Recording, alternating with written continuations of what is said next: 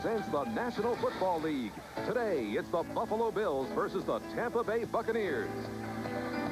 A warm day in Tampa just turned into a wet one. As just a few minutes ago, the rain came for this afternoon's matchup of the AFC and the NFC. Good afternoon, everybody, and welcome to Tampa Stadium. I'm Joel Myers. Alongside Dan Hampton, the AFC, NFC, the 3-0 Buffalo Bills, the 0-3 Buccaneers. Big problem for the Bucs. How do they stop the #1 offense in the NFL, the no-huddle of the Bills? Well, the best way to stop this Buffalo offense is you've got to keep it off the field. Last week, the New York Jets did that almost to perfection, controlling the ball for over 40 minutes, Joel. For Tampa Bay to have a chance, they've got to be able to pound away at a very soft, injury-decimated Buffalo front. 168 yards on the ground last week for the New York Jets, and Scott Norwood has it teed up.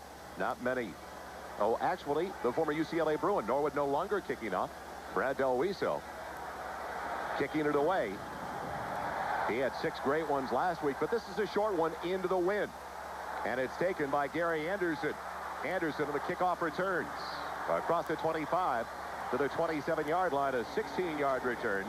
Brought down by another former UCLA Bruin, Marcus Patton. Vinny Testaverde, the subject of a lot of controversy around the Tampa Bay area. And this offensive line, a couple of big changes. John Bruin gets to start at left guard, his first start in better than 2 years. And Charles McRae, the rookie from Tennessee, his first career start at right tackle. Anderson and Wilson in the backfield, Carrier and Hill, the wideouts, and one of the best tight ends in the NFL, Ron Hall, joining Vinny Testaverde. 1st and 10 at the 27. The wideout Hill is in motion, and the give for a first down across the 38 to the 39. That was Gary Anderson. Bills defense really hit hard. Bruce Smith again out for at least another week. They expect him to possibly be back next week. First start in 54 games for Mark Pike over on the right side. Talley, Bailey, Conlon, Bennett, the stability factor for this defensive front 7 for the Bills. And in the secondary, Odoms, Williams getting the start. Smith and Kelso are the safeties. And James Williams right now, the injured Buffalo Bill, he beat out Kirby Jackson during the preseason. Jackson missed about 3 weeks of the preseason, and Marv Levy told us yesterday that Williams played so well that it was an easy choice. They felt it was a natural choice to make. And there you see number 31 getting hit by his own man.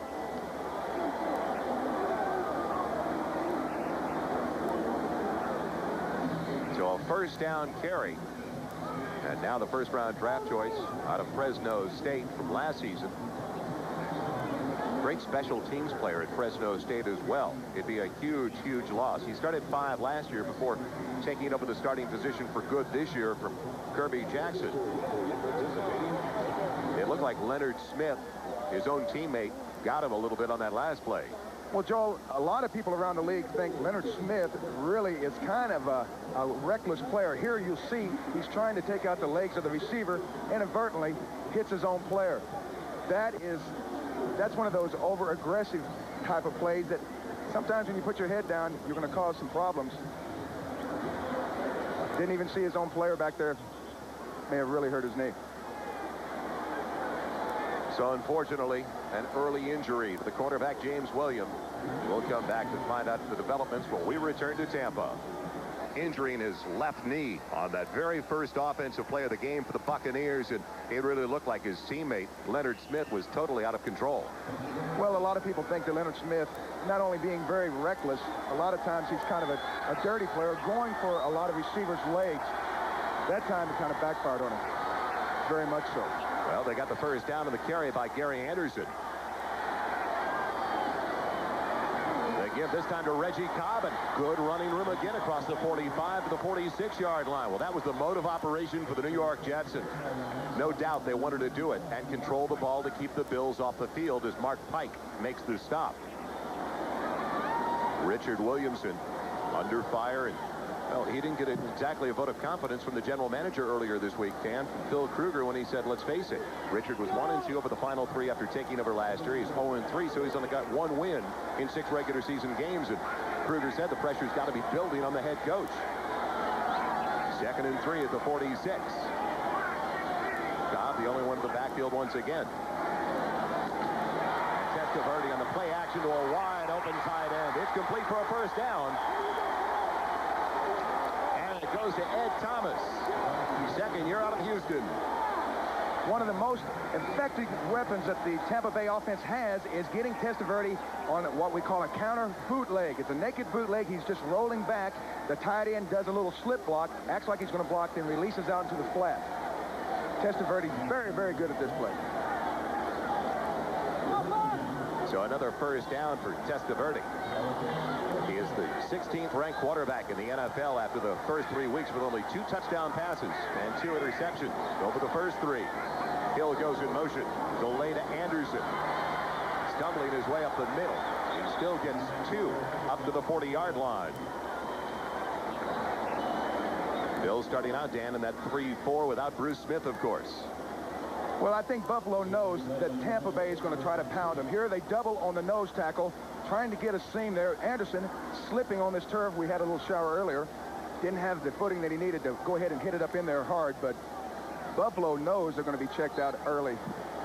Rains came and hit about 30 minutes before the opening kickoff, but now it'll dry out in a hurry. It's almost like a steam bath down on the playing surface. 2nd and 8. The ball at the 40-yard line. Anderson weaving his way. Won't get out of the backfield. The first one knifing through was Cornelius Bennett. And he is coming off a superb game. Owner Ralph Wilson said after the game against the Jets last week, he thought it was one of the best games by a linebacker he has ever seen. And that comes from an original owner in the AFL.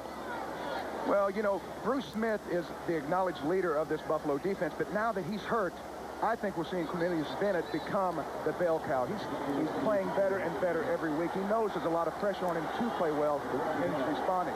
Bucks 26th in the league in third down conversions at only 23%. And a stingy number on the other side for Buffalo at 26%.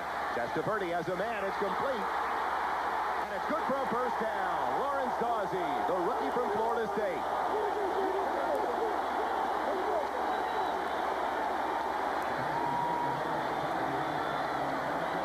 Darryl Talley came on a blitz that time, almost got to Testaverde. On the left of your screen, you'll see Talley coming around the corner. Conlon coming on an outside blitz there. On the right side, right in Testaverde's face, able to get the ball off.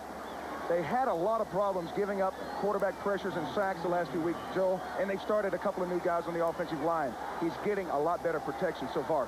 1st and 10, the ball at the 31-yard line. His drive started back at the Buccaneers' own 27. Testaverde did not like what he saw when he came up to the line. Leading that back into the secondary. Number 1. He's used the Bucs' first time out. So 2 remaining in the first half for Tampa Bay. An impressive start, though, offensively for the Buccaneers. They've got a first down when we return. League is brought to you by Lexus Luxury Automobiles, the result of a relentless pursuit of perfection. By Kentucky Fried Chicken, nobody's cooking like today's KFC. By Liberty Mutual, we're our customers' advocate at Liberty Mutual because we understand the costs involved. And by Coors Light, the silver bullet is the right beer now.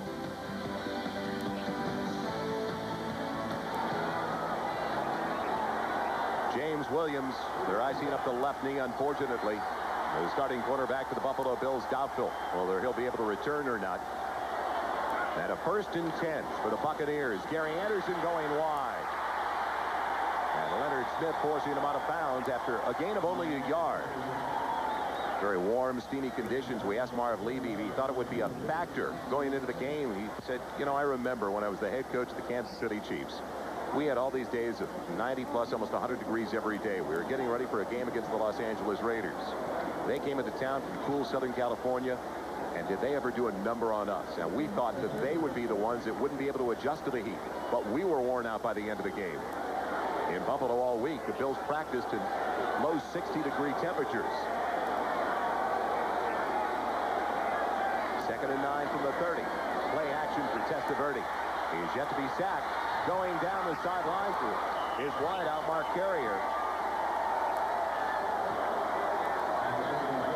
Pretty decent protection once again for a quarterback that has been sacked 16 times already.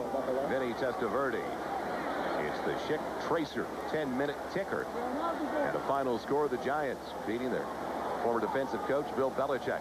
By 3, the Giants over the Browns. Miami wins by that same margin. The Eagles knocked off the Steelers, who fall to 2-2. A 9-point win for the Eagles and Jim McMahon. New England losing by 3 at home after leading most of the way, leading early 17-6. And Washington winning once again. 3rd and 9, the dime package in the secondary. Testaverde out of the shotgun. Bennett comes. He's got him. That is his 17th sack given up by Tampa Bay over the first 3+ games. Testaverde had enough time there. That is not the offensive line's fault. Last week he said, hey, I had decent protection, but a couple of times I didn't get rid of the ball. That is what happened there. Testaverde did not find the hot receiver and get the ball off. He had to go ahead and eat it. Bennett gets the sack. Mark Royals in for his first punt of the afternoon. Al Edwards waiting back for the Bills at the 10-yard line. And Royals almost lost his job. Having a real tough start. They brought in Brian Wagner. They brought in Don Bracken. Took a look this past week at a couple of different punters. This one a very short one off the side of his foot. Going out of bounds inside the 20 of the Bills. And they'll spot it at the 16-yard line. So when we come back, the #1 offense in the NFL gets the ball for the first time today with no score at Tampa Stadium. Here's along with Dan Hampton, the Bills, the #1 offense in the league. Averaging 470+ yards per game. Has it for the first time and bottled up out of the backfield. Fumbling the ball that's loose. And Tampa Bay gets it. The running back, Carwell Gardner, coughed it up, and it looks like McCants has it. Yes, a turnover early. Well, that's what Floyd Peters wants from Keith McCants. He's playing defensive end for the first time in his career. He wants him to make big plays. He's number 52.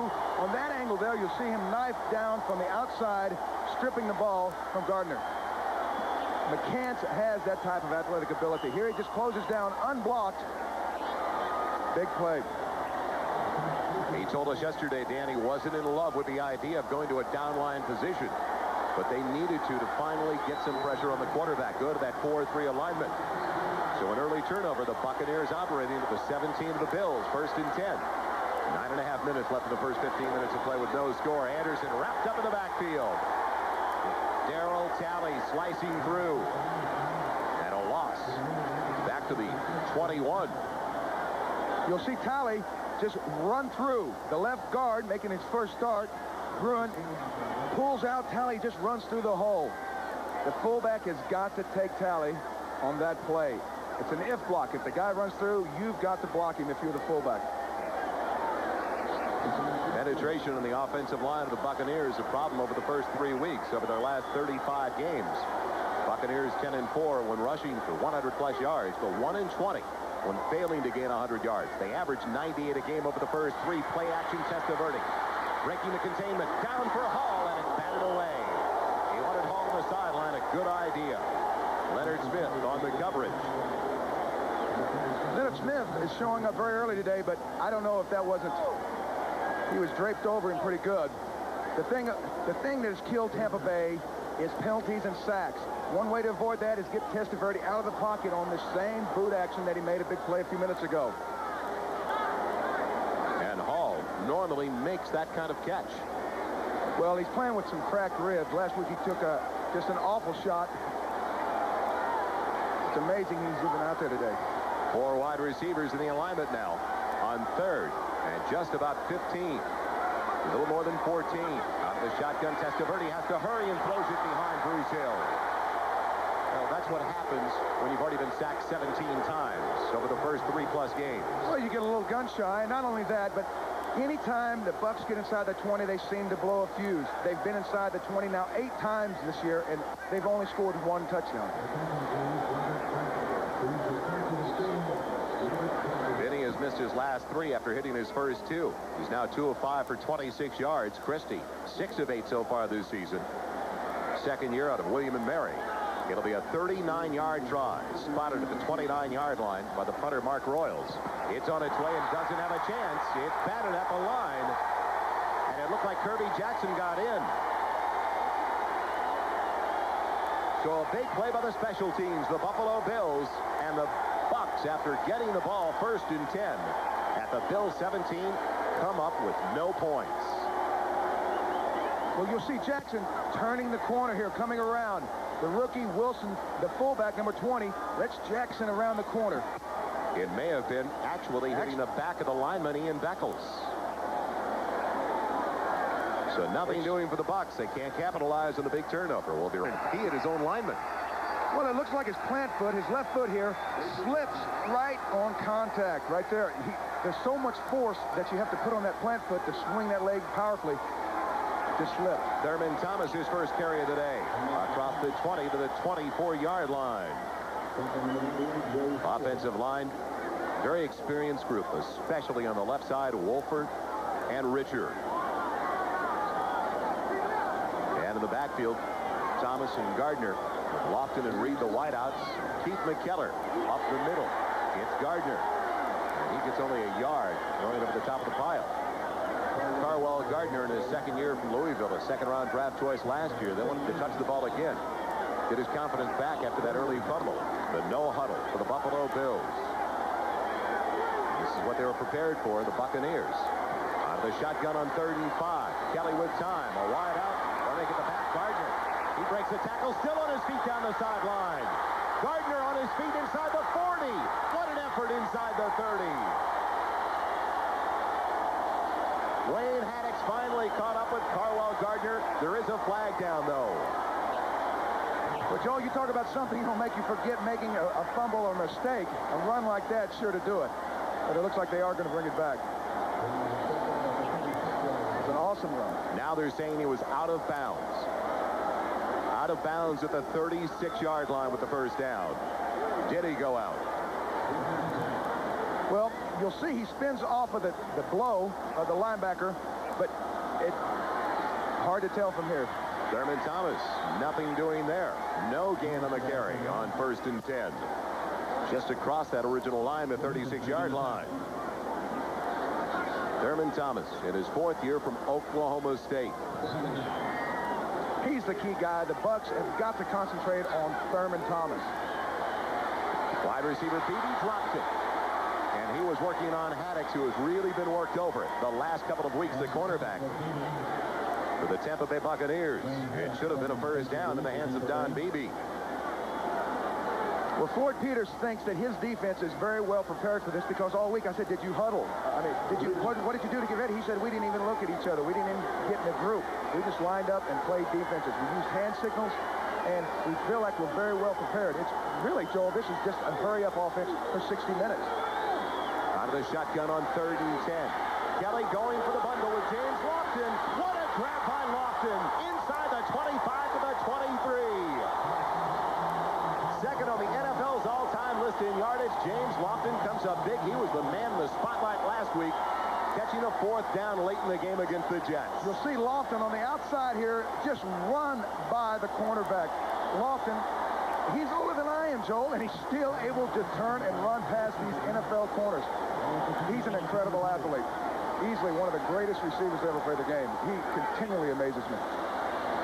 From the 23, Thurman Thomas wrapped up. Tim Newton on the tackle. Signed as a free agent last year after spending his first 5 seasons with the Minnesota Vikings. Well, Floyd Peters likes Newton. He thinks that he's a perfect nose guard for his defense. Now, in this defense, you'll have 2 defensive ends and then a guy that flops back and forth, but the nose tackle, Newton, is the key. If he can control the inside running game, the outside guys can go. Beebe gets away from his man. Did he get in? No. Bumped out of bounds just inside the 1.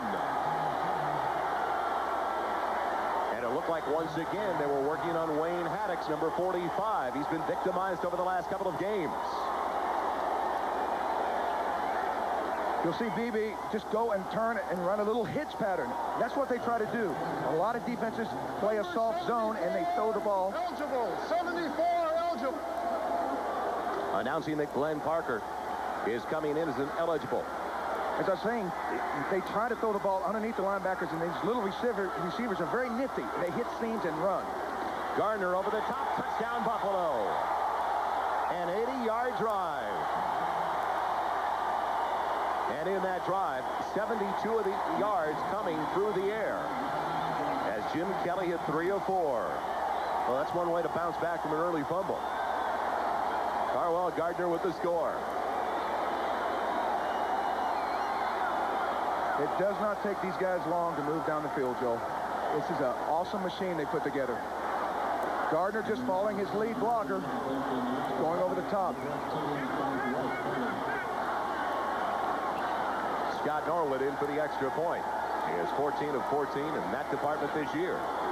Back to the stadium where the Bills lost the Super Bowl last year to the New York Giants. And an early 7-point lead on the touchdown run of the second-year man from Louisville. 5 minutes, 33 seconds left in the first 15 minutes of play. And an opportunity for us to check the Schick Tracer 10-minute ticker. An impressive drive by the Buffalo Bills after they fumbled it on their first possession. Giants by 3, Miami winning by the same score after trailing early 13-6 to Green Bay.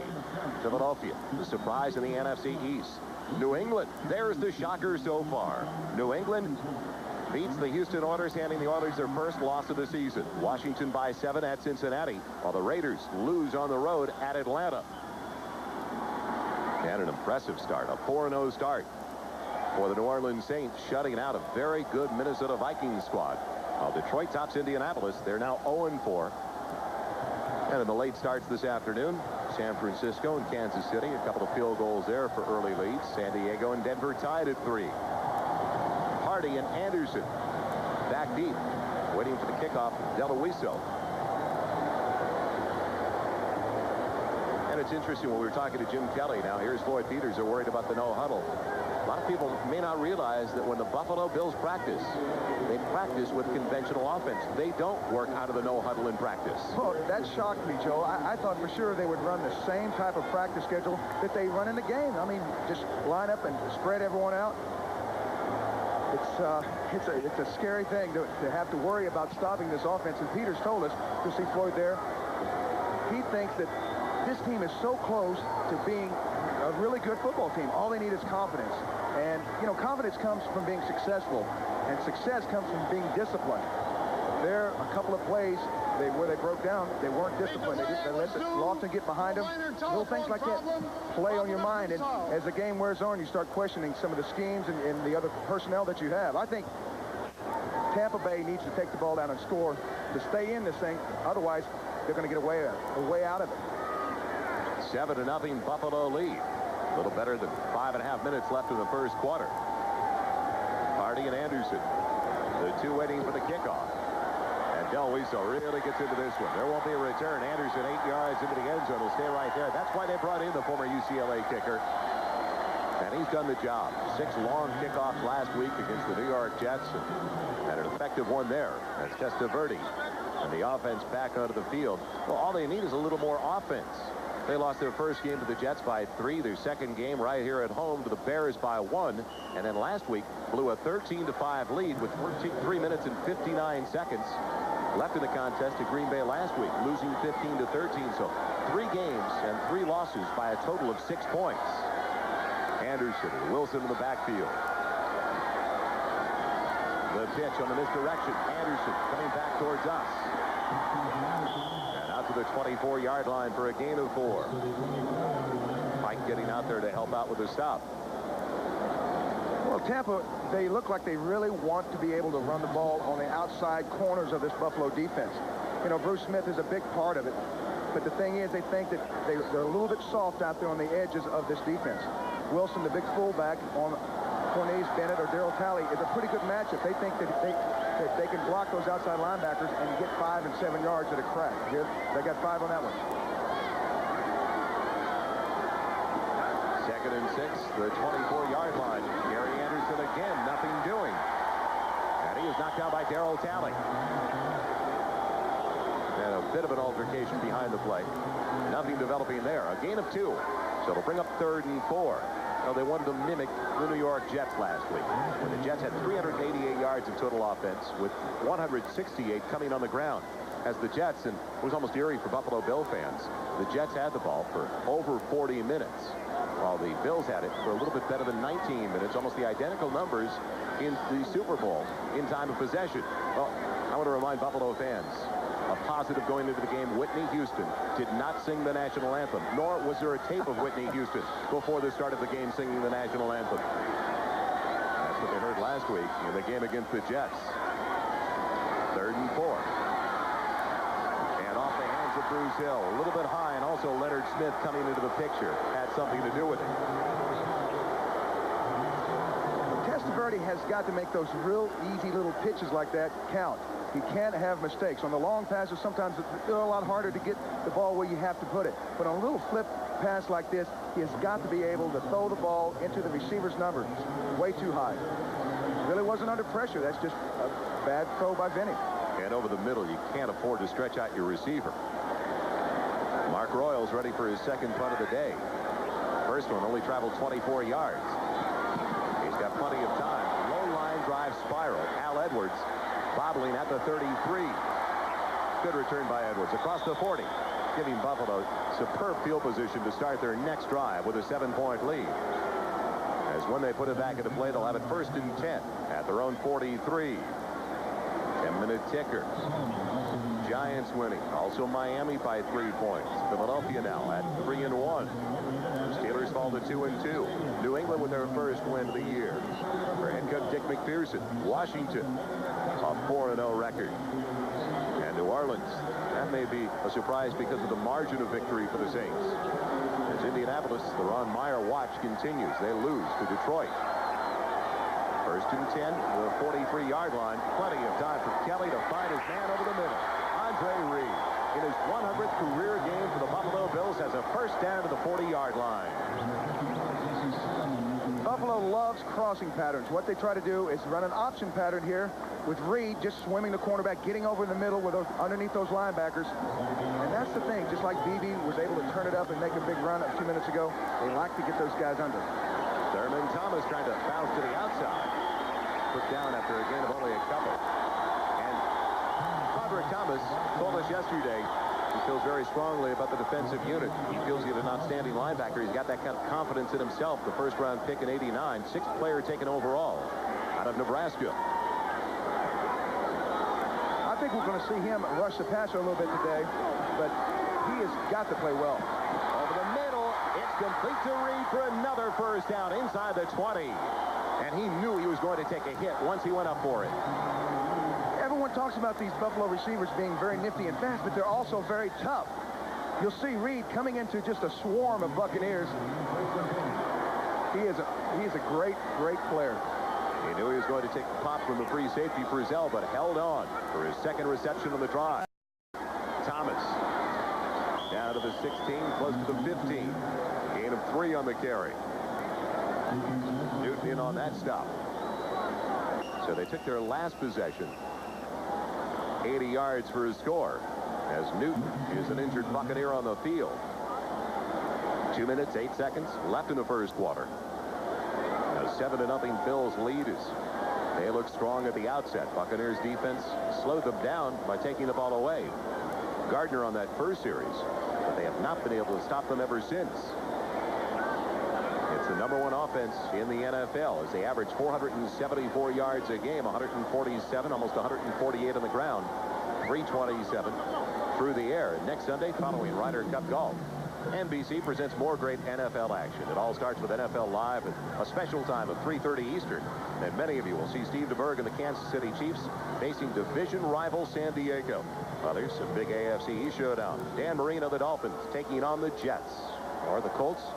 What game we'll see. Dan will be out there, the Colts and the Seahawks. That all comes up right after the Ryder Cup. You can witness all the drama and that emotion of great golf tradition. Can the USA finally take it back from Europe? Have the match in '89 after setbacks in '85 and '87. Can they wrestle the cup away from Europe? It'll all come your way from Kiawah Highlands, South Carolina, the Ryder Cup next weekend on NBC. Second down, just about 8. Kelly buying time. He's got plenty of it in the end zone. A man intercepted. He wanted locked, and it picked off by Tony Covington, the rookie from Virginia. Second turnover already for Buffalo. That is a wonderful interception by Covington here. Kelly facing a little bit of a blitz. He tries to go deep into the end zone. Covington just comes back across underneath the receiver. Lofton just go ahead and throw him on the ground. But Kelly did not see Covington because a linebacker had him screened off of his vision. Covington in the right place at the right time. That is the first, or make it the second interception this year. for Tony Covington. And now the Buffalo Bills, they were a plus 14 in the plus-minus ratio last year. They're now a -5. 3 games and a quarter into this season. Cobb, the only one in the backfield. Double tight end set. Cobb banging his way. 5 yards to the 25. We may see more of that double tight end set for the Tampa Bay Buccaneers. Well, if they want to be able to run against this front, they've got to have big bodies on big bodies. Buffalo has outstanding linebackers, and you're not going to block those guys with running backs, receivers, that type of thing. You've got to have big bodies on them. Walt Corey, he says, we're just trying to get by until we get Jeff Wright and Bruce Smith back. He knows that Tampa Bay is going to check out the underbelly of this Buffalo defense. Walt Corey, the defensive coordinator for the Buffalo Bills. 2nd and 5 from the 25. Thomas going in motion. Cobb.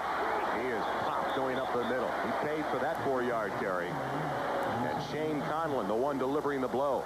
The inside linebacker in his 5th year from Penn State. You'll watch a little bit of the interior line play. They got Bennett coming up the nose there. He gets rode by out of the play by the center. Cobb just falls back into the hole vacated by Bennett for a good gain. For almost a first down. It'll be 3rd and inches here, Joel. Can they finally convert? They've had so many problems on 3rd downs this year. 26th in the NFL, hitting only 23% of their 3rd down tries this season. Up the middle, Reggie Cobb's got the 1st down. Out across the 32-yard line. And more importantly right now, for the Buccaneers, they keep the Bills offense on the sideline. Well, the Buck defense has been out there quite a bit already in the 1st quarter. But with this running game going, they're going to get a good breather. That's the end of the 1st quarter of play. A 7-0 lead for Buffalo. As we'll be right back to Tampa Stadium. Yesterday, without Bruce Smith, now we bring a sandbox on the sideline and we start scribbling in it. And a little bit later, we'll give you some insight into what has developed over the last few days for Walt Corey, the defensive coordinator of the Bills, and how frustrating it has been at times. 1st and 10 for the Buccaneers at the 32. Give the up man, Robert Wilson. Good surge by the offensive line. And he's up to the 38-yard line for a gain of 5. Can they hang on to the ball? That is going to be the key. As Dan Pike, a defensive lineman, unfortunately is down for the Buffalo Bills right now. That's the worst position for them to suffer an injury, of course. They only come into the game with 4 down linemen.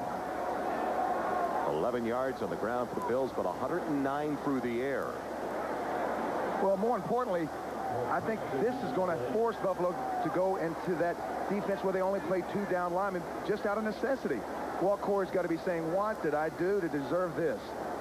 It's called the Sick'em defense, with Mike Lotish down along with Leon Seals. As first we'll look at the basic 3-4. And now this is actually the 3-4 with the 2 outside linebackers coming up on the line. That's the basic 3-4. Dan, now here's the Sick'em. Well, what they have here is just the 2 big guys, the 2 defensive tackles playing over the guards. Talley on the right, Bennett on the left, 2 stronger linebackers up there playing like a defensive end. But the thing is, those guys are standing up, and they're 230 pounds against 300-pound offensive tackles. It's such a mismatch. I mean, you can fall for 5 and 7 yards every time they line up in it. But the thing is, they wanted to come out in this conventional front, have 3 big people in there. Now it looks like they're going to have to go to the defense with only 2 big guys playing. Well, things have been headed south on the defensive line for the Buffalo Bills. The only healthy one they've got backing up now is Odell Haggins. They lost Phil Hansen last week. Ian Smith are the 2 inactives this week. Now Pike is hurt. 5th year out of Georgia Tech. In his first career start in 54 games. Fortunately, though, it looks like he's okay. But that forces their hand into that Sick'em alignment. And not only that, but with this heat, Buddy Ryan used to say all the time, the hardest job in football is rushing the passer. I think Tampa Bay will probably be in this thing late in the game, and the heat's going to be a factor. They don't have anyone to rotate in there with those big defensive linemen trying to rush the passer every time, because it looks better. He's moving around, but this is going to be one of the worst things that could happen to Buffalo. And they will stay with the 3-4. They won't go with the 2-5. You saw big number 93, Haggins, coming into the game. He's 6'2", 280 pounds. 2nd and 5. The ball at the Bucs' 38-yard line.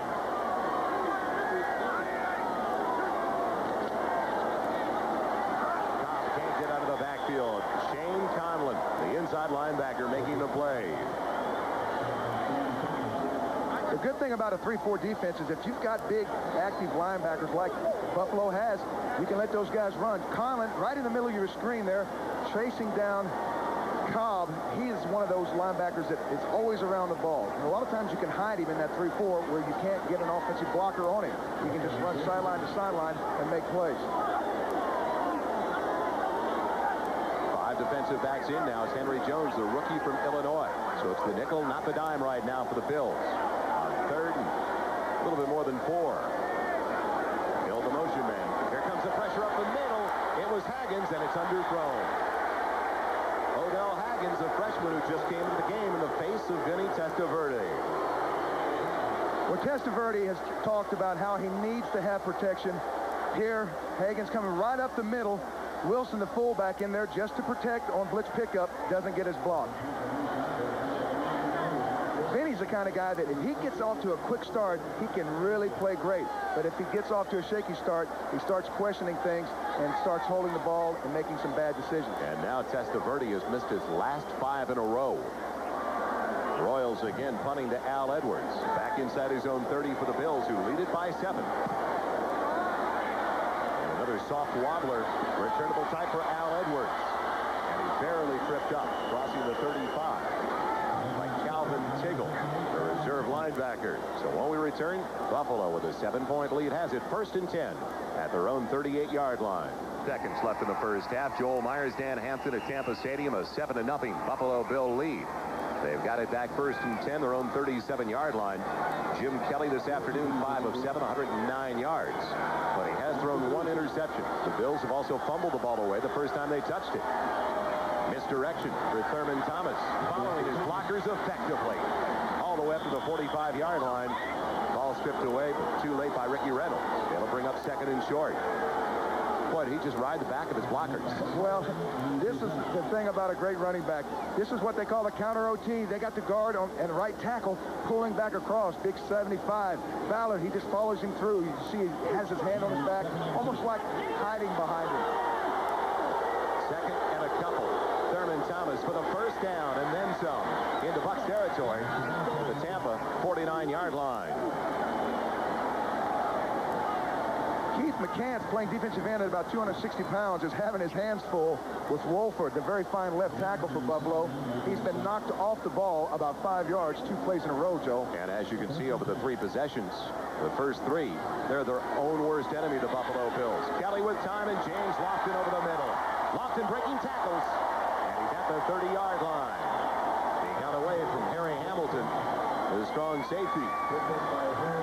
Well, Lofton's a big receiver. He's 195 pounds, just running a deep crossing pattern, going into the middle where the safeties are dropped into a deep zone. He almost breaks this thing. Those big receivers, they don't mind going in there because they can put a hurt on a safety just as well as the safety hurts them. Thurman Thomas run down by Broderick Thomas from behind. Right at the 30-yard line on 1st and 10. It's a gain of only a yard. Very quick pursuit from the opposite side by Broderick Thomas. Well, Floyd Peters thinks that Thomas could possibly be his bell cow. He thinks that he's a kid that comes out of a great program at Alabama, has a winning attitude, and it kills him not to be on a winning team. Kelly looking and pulling it back as the Bucs have a sack. Coming through, Reuben Davis. 4th year from North Carolina. Now Kelly's still down. There are a couple of Bucs there, Davis and McCants. He looks to be okay. You'll see Reuben Davis just splitting a double team there. That's a great pass rush. McCants coming around on the outside. Davis, number 79. He knows that he's got to get to Kelly to have a chance at stopping this offense. You've got to force him into making mistakes. First sack for Tampa Bay. Brings up a 3rd and long for Buffalo. 3rd and 18. Back at the 39-yard line. Out of the shotgun, plenty of time for Kelly. And overshoots Al Edwards. Haddix had fallen down. The cornerback for the pass a little bit too high. Kelly may be a little groggy from that shot he just took from Reuben Davis. Threw the ball too high. That could have been a score because Haddix had slipped down. Would have and then no one to try to tackle him. You'll see Haddix, the field still a little bit slippery there. Kelly throwing the ball high. Chris Moore in for his first punt of the afternoon. Willie Drury waiting back at his own 10-yard line. And Moore, a former Buccaneer, coming back to Tampa Stadium. Very high one down the middle. Buck staying away from the ball. Will it make it to the end zone? Yes, just barely. Well, Steve Tasker, one of the very best in the NFL on special teams. Almost got down there, but he was headed to the sideline. He thought the ball was going to come towards the near sideline. It headed back to the middle. And a break for Tampa Bay as they'll have it down by 7. Coverage of the National Football League is brought to you by Chevrolet, the heartbeat of America. The cars more people depend on. By Old Milwaukee and Old Milwaukee Light. It doesn't get any better than this. By Canon Bubble Jet Personal Printers. Laser quality at dot matrix prices. And by Castrol, engineered for today's smaller cars. The big news in Tampa this week, a couple of changes on the offensive line. Charles McGray getting his first start, big number 70. Class of 91 out of Tennessee, the first-round draft choice. Class of 88, Tennessee, John Bruin, the left guard. Richard Williamson said they really didn't have all that much to lose, giving up 16 sacks over the first 3 weeks and picking up only 74 yards on the ground last week at Green Bay as Gary Anderson is stopped for no gain. Great pursuit down the line by that Bills defensive unit. On that play there, we're talking about big Charles McCray, the first-round draft pick. He is huge. He's 6'7", 300 pounds.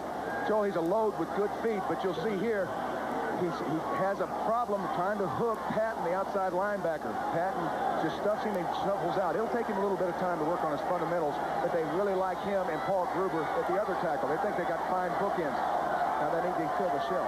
And now the Bills in that second defense with only 2 down linemen and 5 linebackers. Testaverde over the middle. His man's there. It's complete. Carrier's got it outside the 40 for a first down.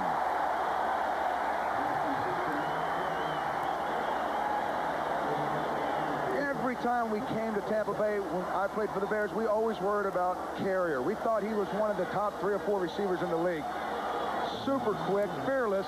Here he catches the ball, slams on the brakes, busts back outside, slips a little bit, but he is a very, very scary guy.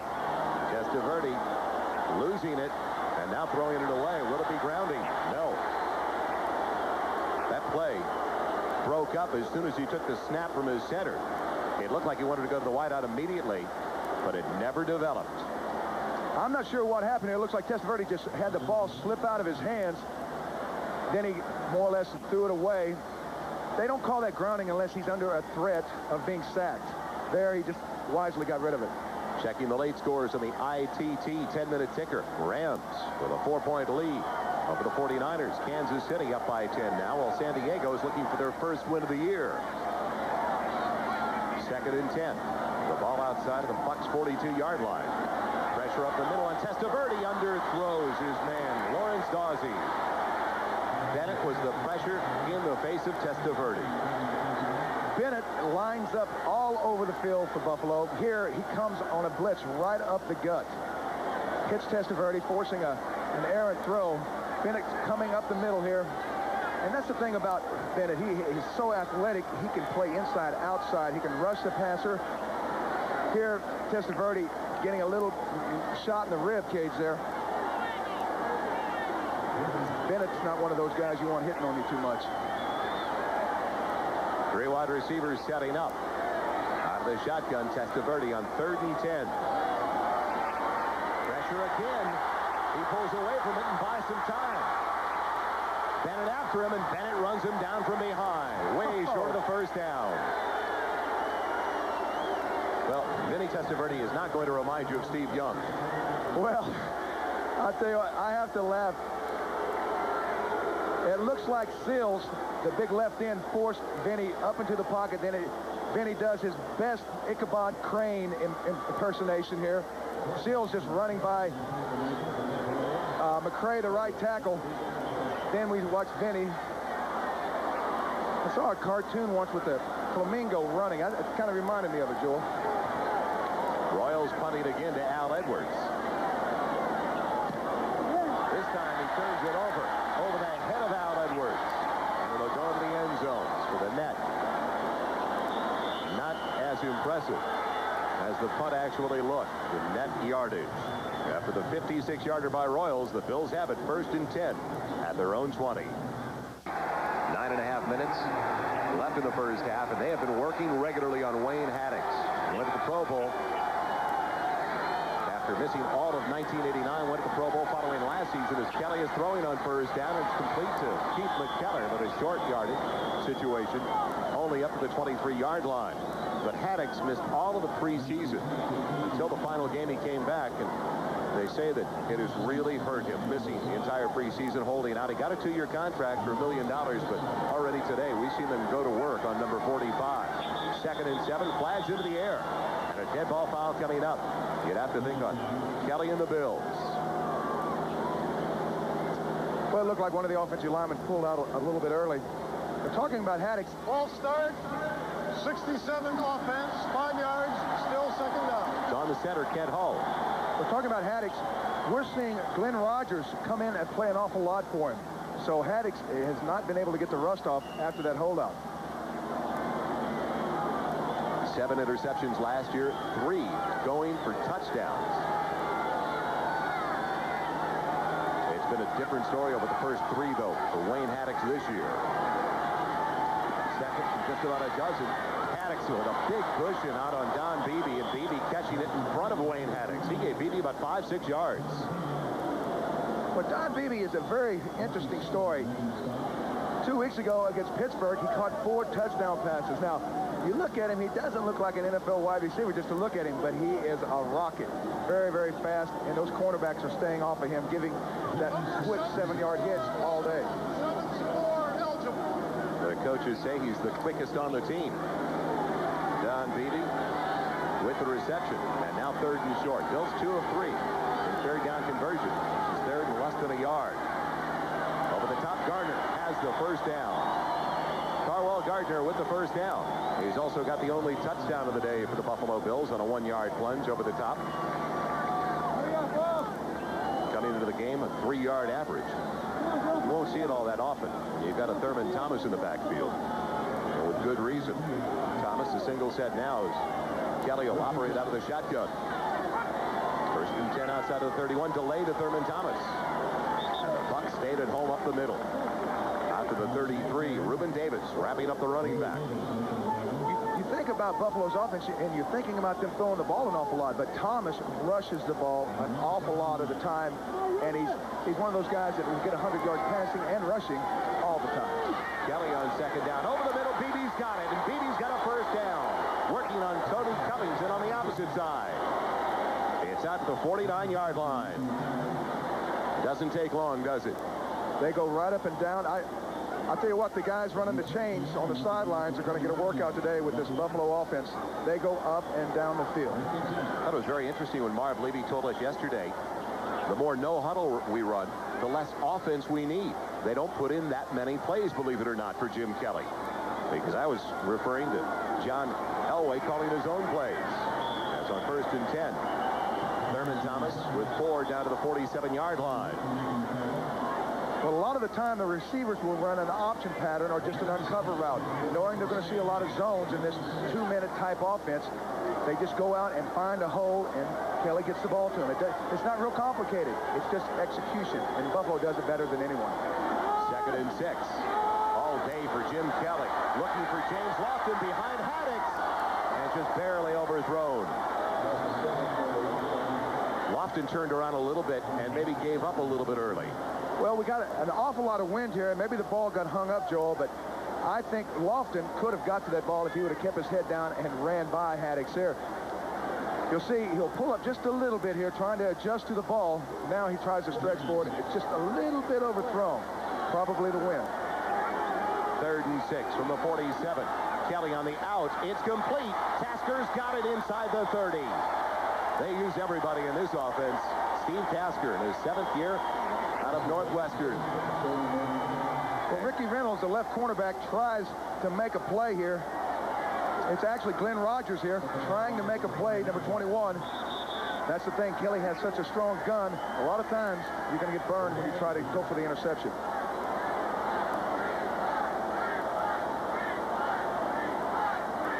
You can see the ball from awfully hard. The play clock to 30 seconds. 30 seconds on the play clock. Gordon McCarter, the referee today. Jim Kelly now. He's hit better than 70% of his passes over the first 3 weeks. He's already 10 of 14 today. 169 yards. The only blemish, that interception in the end zone picked off by Tony Covington. They need to get more pressure. Floyd Peters has always been known as a defensive coordinator that comes in the silver rush attack. When he was with Don Coryell in St. Louis, they had a good pass rush there for one of the few times in the history of the Cardinals, but always has gone to that 4-down lineman alignment to get pressure. Kelly over the middle, and just barely out of the hands of Al Edwards. He got a pop from Harry Hamilton. Well, that is what this defense is based on, is pressure. Here they drop back in the zone, and then he gets a pop here from a Harry Hamilton that they'll check out your dental arrangements. That's the thing. They like to get pressure, and then they like to come up and attack the receivers. Reuben Davis, the injured Buccaneer, down on the playing surface. We'll find out his situation when we come back to Reuben Davis, and unfortunately Davis paid for it at the end of the play, Dan. Well, it looks like he hyperextended his elbow. He doesn't like that, and Kelly didn't like that pass either. Red Hall, the rookie in there from Cal, coming in for Davis. Kelly on 2nd and 10 has Lofton for a first down. Working on the rookie, Tony Covington, a 4th-round draft pick out of Virginia. When this offense is clicking, it is something beautiful to watch. How are you going to slow down that type of pattern? There's no way. Lofton just goes and runs an 11-yard square out. Kelly fires the ball with good protection. How are you going to slow it down? Thurman Thomas can't get to the outside. The linebacker, Jesse Solomon, up with McCants. And Jesse Solomon just coming over this week. A 6th-round draft choice. A trade with New England, bringing Solomon here. Longtime member of the Vikings, then the Cowboys. And don't forget at halftime, the Domino Pizza NFL Live halftime report with Bob Costas, Will McDonough, and O.J. Simpson. 2nd and long over the middle, just out of the reach of BB. And for those of you that missed the NFL Live pregame show today, some of the topics that were discussed, Jim McMahon, Dan Hampton talking about McMahon. If only they could take a warranty out on Jim McMahon, as McMahon felt that they were more talented, the Eagles, now than the '85 championship team from Chicago. NFL scoring, well, they dropped the concerns of the NFL. They actually concern the NFL because offensively they are down into the end zone, and the receiver tied up. He wanted to go to Andre Reed, but he got all tangled up with Ricky Reynolds. Reynolds did a good job getting a jam on him, slowing him down, disturbing the timing.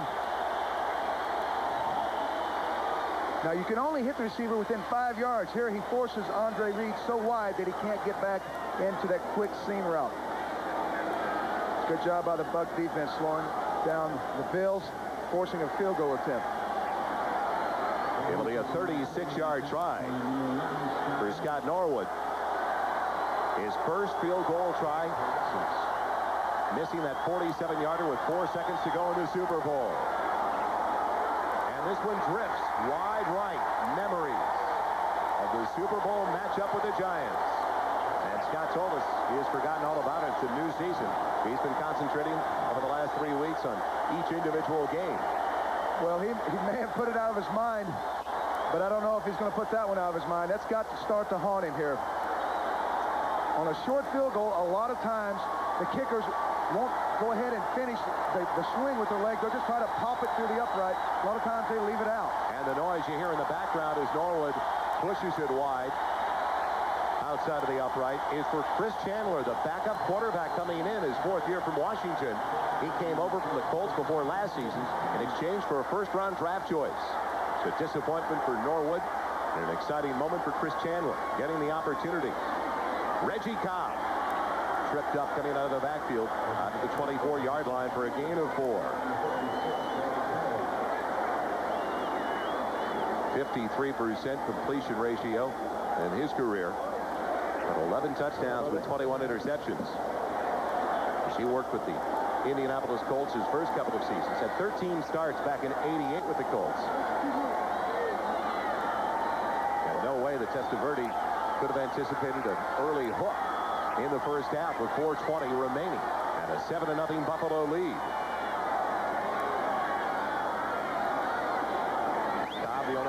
backfield gets it. Sliding to the outside. Across the 25. Out to the 28. Well, Testaverde has really had problems moving this team in the first half. There's no doubt about that. He's only 3 of 10 for 38 yards.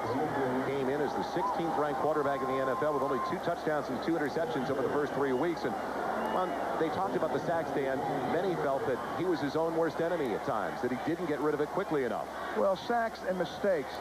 Not getting rid of the ball, throwing it high, throwing it into the ground, little things like that. But the thing about Vinny, if he gets off fast, he's very effective. But if he gets off slowly, Coach Williamson knows he better get him out now and give Chandler a chance. 3rd and 3. And they finally convert on 3rd down. Chandler with pressure has a man open. It's Bruce Hill.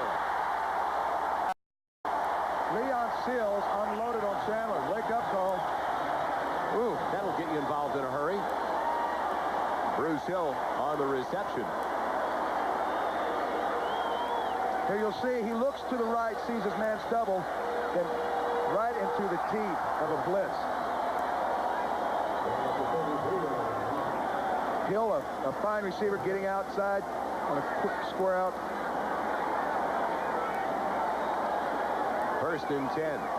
The ball at the 33 of Tampa. Cobb again the single set. They go with a 2 tight end formation. Cobb banged down. Shane Conlon almost took him on the run. What a head start for the linebacker. Well, for Buffalo to stay active in this defense, they've got the 3-4 set right now. As long as they can keep a linebacker uncovered, you'll see Conlon on the left of your screen run through here. There's no one to account for him. The lead blocker, Wilson, is out leading on the edge. Conlon is untouched. If he doesn't make that play, he needs to get another job. But that's just one of the faults of this Tampa Bay scheme. Sometimes you've got to be your own blocker. There was a no gain. 2nd and 10, still at the 33-yard line. And we have reached the 2-minute warning at Tampa Stadium. Buccaneers have had problems scoring over the first 3 weeks of the season, and it continues in week number 4 as they're down by 7 to the Buffalo Bills. Inside, your smooth-running engine is a torture chamber. And under these grueling conditions... In the field at Tampa Stadium. They have said he has been slightly injured. I think his confidence has been shattered more than any major injury, as you could see. The offense has never developed so far for the Buccaneers. Well, I think the only thing hurt is his feelings. I don't know what to think of that. It's just that it looks like Williamson's going to put his eggs in Chandler's basket now. 2nd and 10. Exactly 2 minutes left in the half. The ball at the 33 of the Bucs. And the right tackle, Charles McCray, making his first career start, getting a little bit anxious. Also, it could be Lodish, the nose tackle, making contact. Ball start, 70 offense. 5 yards, still 2nd down. It was McCray pulling back. If there is a team that has somewhat of a mini jinx over the Buffalo Bills, and I say mini because the series between the two teams is not all that long, it's the Tampa Bay Buccaneers, the most penalized team in the NFL yardage-wise with 252, 27 infractions over the first 3 weeks.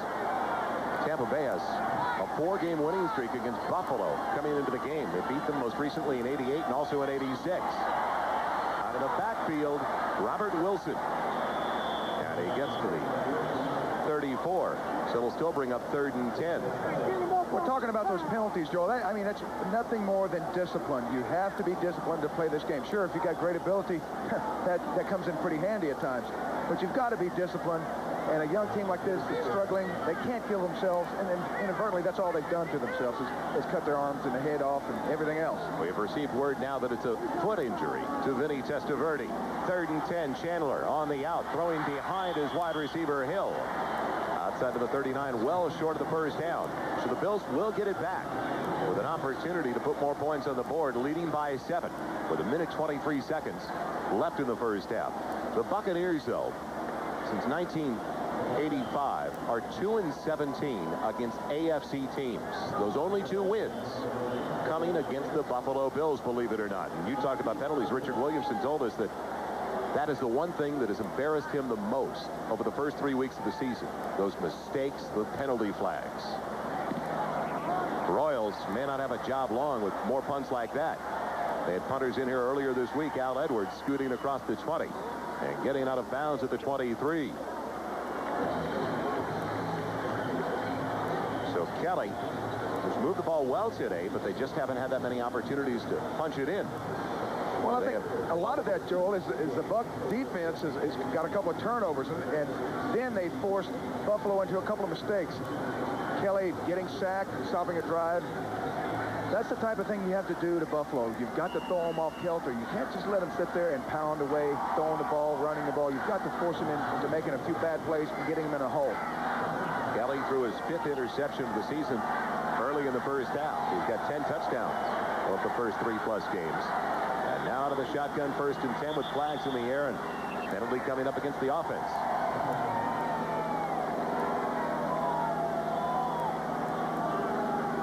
False start. 84 offense. 5 yards. Still first down. Keith McKellar. And that is only the 2nd flag of the game, and both flags going against Buffalo, surprisingly. So 27 flags over the first 3 weeks. The Bucs yet to pick up a foul. Make it 1st and 15 now. Back at the 18-yard line. 3 wide receivers set up for Jim Kelly with Thomas in the backfield. And plenty of time for Kelly over the middle. Andre Reed takes it and keeps on going. Took a pop from Covington and kept on flying down the middle. Well, the way you have to stop this pattern is the safeties more or less have to try to annihilate the receivers. It's not pretty, but that's the only way you can do it. There, Covington takes the brunt of the force. Andre Reed, big, strong, physical receiver. On these seam patterns, those safeties have got to turn and act like a torpedo, trying to annihilate that receiver, and next time make him think about that. An injury is a charged timeout. That is Tampa's 2nd timeout. Tampa uses their 2nd due to the injury to Tony Covington. Remember, 3 timeouts remaining for the Buffalo Bills. Well, you see Andre Reed catching the ball, and then here, Covington kind of gets bent backwards. Now, Joel, that could not be good for the neck or back area. Oh. And he is a corner that came off his man, Harry Hamilton. The safety was simply too deep. Well, that's the thing about this offense. It'll scare you to death. If the safety starts getting deeper, the corners start getting deeper, then you give up all those underneath routes. But in this seam, you'll see Covington come here. He doesn't really get himself settled where he can plant and attack the ball carrier there with a good blow. And unfortunately, he gets bent backwards. Covington's original assignment on the sideline was James Lofton, but he was watching the quarterback's eyes, so he comes over to help out. While Harry Hamilton is still about 6-7 yards behind the play, the safety. That's the safety's job down the middle. Exactly. But Covington makes a good play coming off of his man, trying to help out. Doesn't get rewarded for it. The young man who had the interception in the end zone to stop a Bills drive. Fortunately, under his own power on his way to the sideline. Coming up, the Domino's Pizza NFL Live halftime report with Bob Costas, Will McDonough, and O.J. Simpson. Debating on interconference play and all those scores and highlights. Week number 4 of the season. Well, for the Buccaneers to have any kind of a chance today, they had to be able to run the ball effectively and keep Buffalo off the field. They're very fortunate right now to be down by only 7. The Bills have fumbled the ball away and also thrown 1 interception. Easily, Buffalo could be up by a good 17 points instead of only 7. It's now a first down for the Bills at midfield. Surprised we have not seen more of the 2 tight end alignment for the Buccaneers. 3 timeouts remaining for Kelly, who's in trouble and on his way down. 2nd sack for Tampa Bay, and it's Dexter Manley. He was cut by the Cardinals during the preseason. Had some choice words for their general manager, Larry Wilson, and ended up in Tampa. Well, you'll see Manley coming up the middle here on a stunt. Manley still able to rush the passer. Floyd Peters got him to give some help to keep McCaskey right in. And it's dropped by Lofton on 2nd and long. Second and better than 20.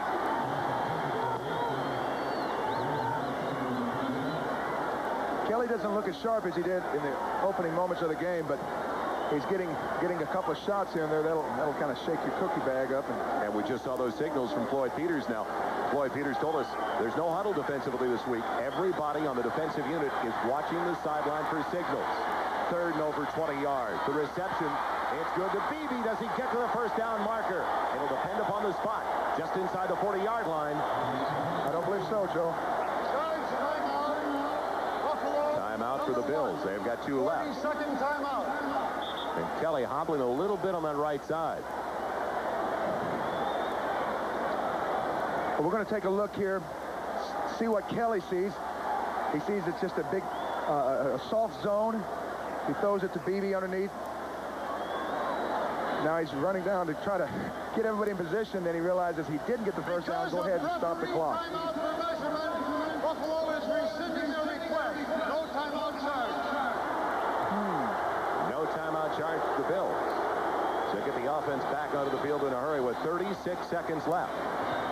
So Buffalo still with 3 timeouts remaining. Better than 55,000 on hand at Tampa Stadium. Very warm and muggy conditions.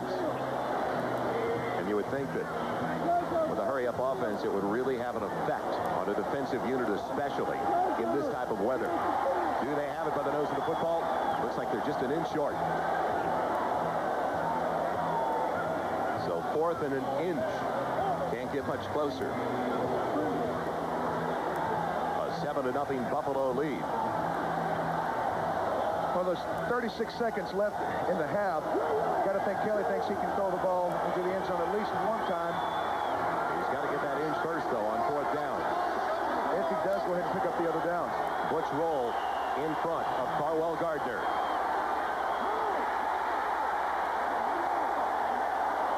It'll depend upon the spot.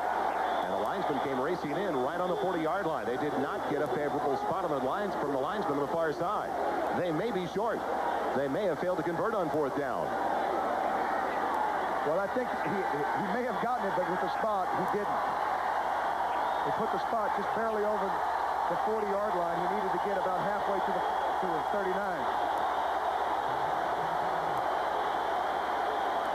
Marv, I don't disagree with you. Gardner's surge looked like he got him close to the 39.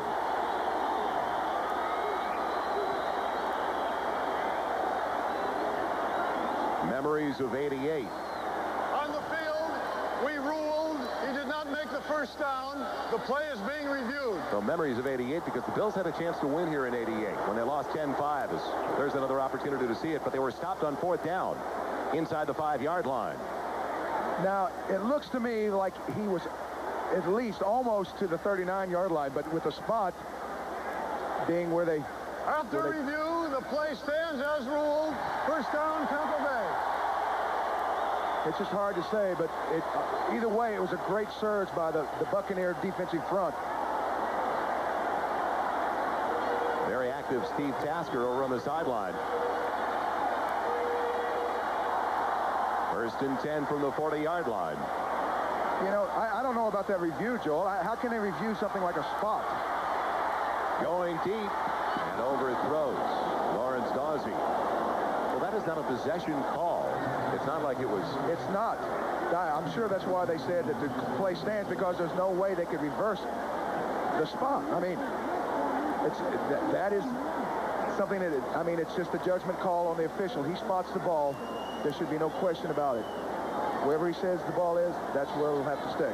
23 seconds left in the first half. The Bucs with 1 timeout remaining. And now the replay official has told us they can review a spot, but it was inconclusive on that call. So the play stands on the field.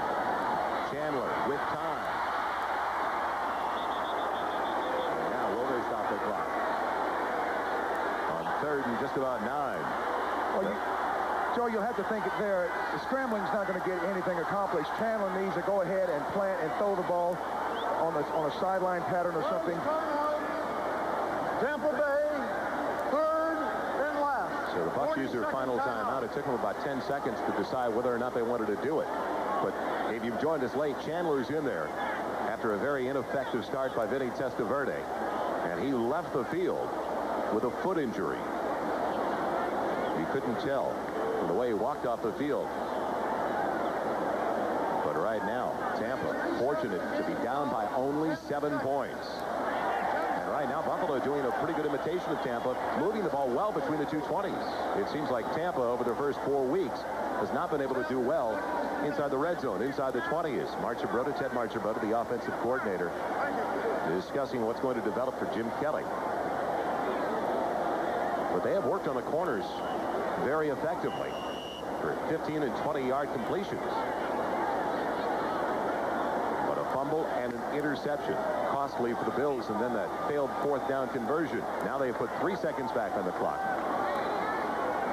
So a chance for one play possibly, and the receiver's got to hurry to the sideline.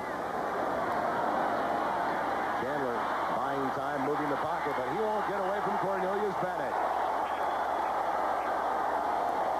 That'll be the final play. It looks like Cornelius thinks the half's over. It's not. Come back, Cornelius. And Buffalo wants to make Tampa punt the ball. I don't think the heat's going to affect Cornelius too much. Buffalo, number 1, 40-second timeout. Playing down in Alabama. Folks, this is something that you very seldom see. A 3-man rush. There's 6 guys protecting the 5 offensive linemen, and then Ron Hall, the big tight end, in there. 3 guys on 6. Everyone's double teamed. And yet, Bennett gets a sack. This is a rarity. Bennett on Chandler like drool on a baby there. Great play for Cornelius. Second sack for Bennett. But in all honesty, that was a coverage sack. The Buffalo secondary doing a great job of making Chandler eat the ball. Also a sad situation, though, because it wasn't like he had a ton of time in the backfield. He moved the pocket. But when you've got 3 on 6, like you said, you should be able to get rid of the ball. So now with 5 seconds to go, instead of punting it, they'll try one more pass play on 4th down. The old tip drill. If he can get rid of the ball this time.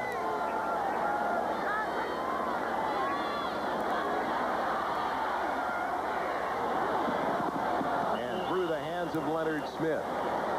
Going for Bruce Hill. So a sluggish first half for the Tampa Bay Buccaneers offensively, and the Buffalo Bills basically controlling the line of scrimmage, but only leading by 7. So a 7-0 halftime lead for the Buffalo Bills. And coming up next, our Domino's Pizza NFL Live halftime activities. We'll join Bob Costas, Will McDonough, and O.J. Simpson. We'll be right back to Tampa Stadium with the Bills by 7. Brought to you by Domino's Pizza. Nobody knows like Domino's how you like pizza at home. Okay, Bob Costas back with Will McDonough and O.J. Simpson. We'll hear from each of them in a moment, but first let's start this segment with a rundown of some of the highlights from the games concluded earlier today. We begin at the Meadowlands in New Jersey. A rude welcome back for the former Giant assistant Bill Belichick, now the head coach of the Browns, knocked on his keister by Mark Ingram. He got up, he was fine. Rodney Hampton had a fine day for the Giants, 102 yards rushing, most of it in the first half, including this 28-yard touchdown scamper. Giants led 13-0 at the half, survived 3 lost fumbles, held on to win 13-10. Both clubs are 2-2. Jim McMahon's Eagles are 3-1 in the absence of Randall Cunningham. This is the touchdown that gave them the lead for good today at home against the Steelers. They had trailed 14-13 at the half. Robert Drummond's TD put Rich Kotite's team ahead, and they go on to win 23-14. The shocker of the day, Jack Pardee's Oilers, about a 2-touchdown favorite at Foxborough. They come in with a record of 3-0. Hadn't trailed in a game all year. They were clinging to a 20-17 lead with 15 seconds to play. Pat's just trying to get in field goal range when Greg McMurtry made the catch and did much more than give them a shot at the field goal. He vaults over a potential tackler, outraces the others 34 yards for the shocking game-winning touchdown. Pats pull the upset of the year so far, 24-20. Jerry Glanville ready to take on the world, including the officials in Atlanta, but he was smiling at the final gun. Chris Miller threw 2 touchdown passes for the Falcons, including this one to a fully outstretched Michael Haynes that covered 46 yards, and it's a mild upset. The Falcons on their home field beat the Raiders 21-17.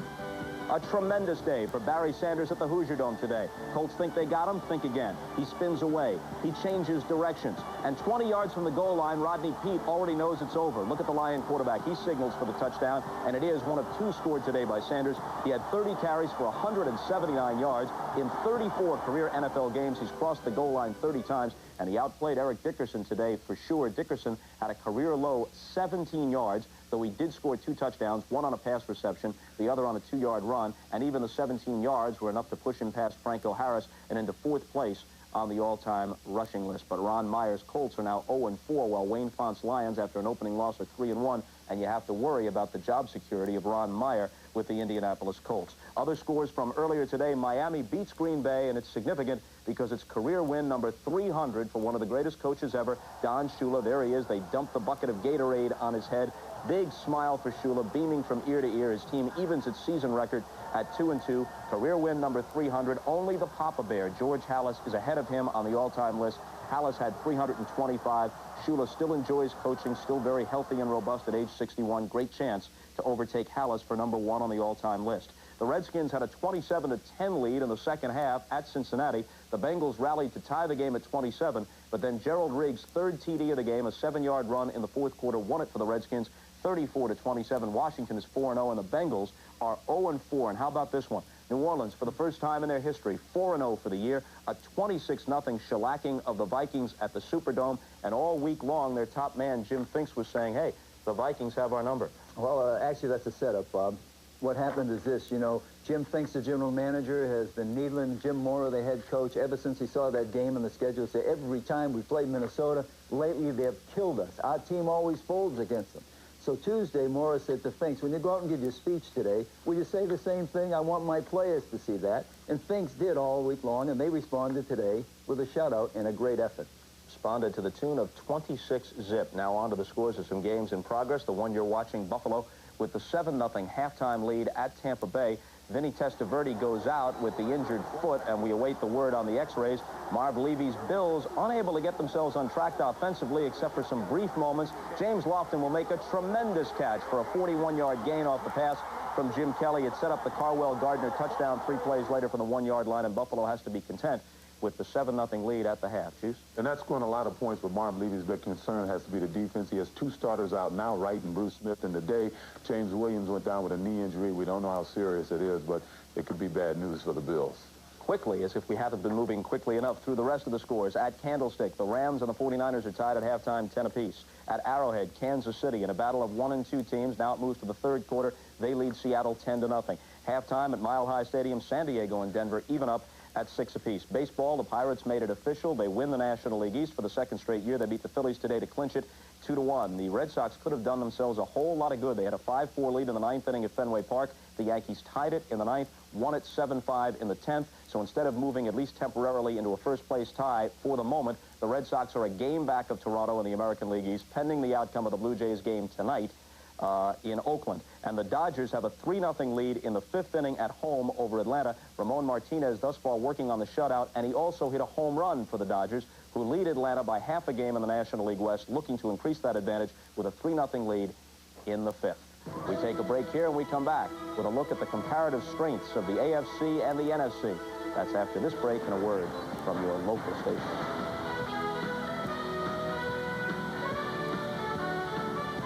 Halftime report brought to you by Domino's Pizza. Nobody knows like Domino's how you like pizza at home. Okay, welcome back, folks. And today is an interesting day in the NFL for those who have been following the relative strengths of the 2 conferences. There were 8 interconference games on the schedule this week, including 6 of the early games. The NFC won 5 of those 6 head-to-head matchups today early. The only AFC winner thus far, Miami, which beat Green Bay for Don Shula's 300th. The NFC, therefore, now has an 11-3 advantage in crossover games in 1991. Last year, the 2 conferences split the 52 meetings. More importantly, the NFC has won the last 7 Super Bowls. We asked some of our NBC analysts for their opinions on the interconference rivalry. When I came into the league in 1978, I recall a Sports Illustrated cover in which the title was, "The Rivalry Has Become a Rout." During the 70s, the AFC dominated the NFC in Super Bowls 8-2. During the 80s, that trend was reversed, with the NFC dominating the AFC by a like score. What is going to happen in the 90s, I really don't know, because as far as I can see in football, when you go from running quarterbacks to quarterbacks in the pocket, from big backs to small backs, from tall receivers to short receivers, things are cyclical. And what is going to happen in the 90s, only Kreskin or Gene Dixon knows for sure. At this point in the season, apparently the NFC has a slight edge. My estimate is, by the time it's over, both conferences will have comparable victories. It also could be that at the lower end of the conferences, the NFC may have an edge. But my feeling is the two best teams in the NFL today are Buffalo and Houston. They can take on anybody, and I think one of the two, could very well be the Super Bowl champions. Well, a lot of fans think that whoever wins the Super Bowl or the Pro Bowl, well, that is a dominant conference. But as a player, it doesn't go like that. I think what we judge the dominance of either conference on is the fact and the record that they have when they play each other during the regular season. So even though all games count as a win, if you can beat the other conference, I think it's just a little extra incentive to go out and do it. Quite naturally, I've been impressed with the start of the Houston Oilers, and I also know the Buffalo Bills are going to be there throughout the year. But I think the cast of characters in the NFC goes a little deeper this year. The good start by New Orleans, Minnesota playing well. I think Atlanta will be improved, Detroit 2-1. I think the NFC is still a little stronger. Well, Walsh and Parcells recorded their comments before the kickoffs today, and Houston stubbed its toe big time in Foxborough. The Oilers may still turn out to be a force to be reckoned with, but today they lost to the Patriots. Well, I think the accurate part of this whole thing, Bob, is nobody's been dominant. 21 years the two conferences have played each other. The AFC has won 12 times, NFC only 4 with 5 ties. That's season series. That's season series, a regular season, playing one another. And even in the decade of the 80s, when the NFC won all those Super Bowls, the AFC had the edge in regular season play. So I think, if anything, the parity is here. And I think that's what people are more influenced by, is who wins the Super Bowl. And as he says, in the 70s, we're looking at those great Pittsburgh teams and of course, Miami Dolphins early. And in the 80s, here comes the 49ers, the Washington Redskins, and the Giants. So it's only 1 or 2 teams that can dominate the Super Bowl in a decade. And I expect, as we go into the 90s, Buffalo Bills will be one of those teams dominating the Super Bowl in the 90s. Another unbiased O.J. Simpson insight. Of course, in the 70s and through the early 80s, the Dolphins, the Steelers, and the Raiders dominated for the AFC in Super Bowl competition, with the NFC breaking through only a few times. Now, no AFC team has won it all since the Raiders beat the Redskins in January of 1984 in the Super Bowl. 7 straight wins for the NFC. Time for us to step aside, and we continue at halftime after this break.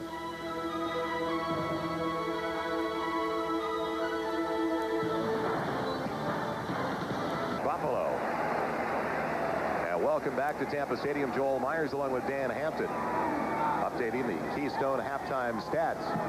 It was owned by Buffalo offensively, 252 total yards, 220 through the air, Dan, but no balance for the Buffalo Bills. And you don't see that often with Thurman Thomas in the backfield, not much rushing yardage. Well, I thought Thurman Thomas would be a big part of the Bills' offense. So far, Tampa Bay's been able to take him out of the game, and that's part of the plan. They want to do that. Thurman Thomas with 13 catches last week against the Jets to tie a Buffalo team record. Flags are ready. And Thomas starts the second half, the only one in the backfield. 69 offense, 5 yards. On Will Wolford, who went to the Pro Bowl last year in his 6th year from Vanderbilt. Well, up till now, the Buck defense has played pretty darn well. They forced Buffalo into a couple of turnovers, but you know, that's the thing about Buffalo. They're a big play offense. 2 big plays, and they get the touchdown practically. Other than that, the Bucs have played pretty good. 1st and 15 for the Bills to start the second half. Thomas. And he was rattled. The linebacker came over, Jesse Solomon. That gets him after a gain of a little bit more than 2. Well, Vinny Testaverde sprained his foot in the first 30 minutes of play and injured Bill down to the field. And that's it. Played pretty good. 1st and 15 for the Bills to start the second half. Thomas. And he was rattled. The linebacker came over, Jesse Solomon. That gets him after a gain of a little bit more than 2. Well, Vinny Testaverde sprained his foot in the first 30 minutes of play and injured Bill down to the field. And that's the offensive lineman, John Davis. This looks like the play. where Testaverde was hurt. Well, on this sack here, it looks like Seals falls on his ankle. In all honesty, I didn't see that. I don't know how bad Vinny's leg is, but I didn't see that injury. He got up and played on. Now, the right guard, John Davis, is down. They're working on his. He's pointing to the left side. And we've got a timeout on the field. 19 seconds into the second half. An injury for Buffalo as they lead by 7. Is brought to you by Subaru. It's what to drive. By Miller Genuine Draft. Cold filtered for real draft taste. So get out of the old, get into the cold. By ITT Corporation. Building people's dreams. And by Hertz. We never forget who made us #1. We're Hertz. We're America's wheels.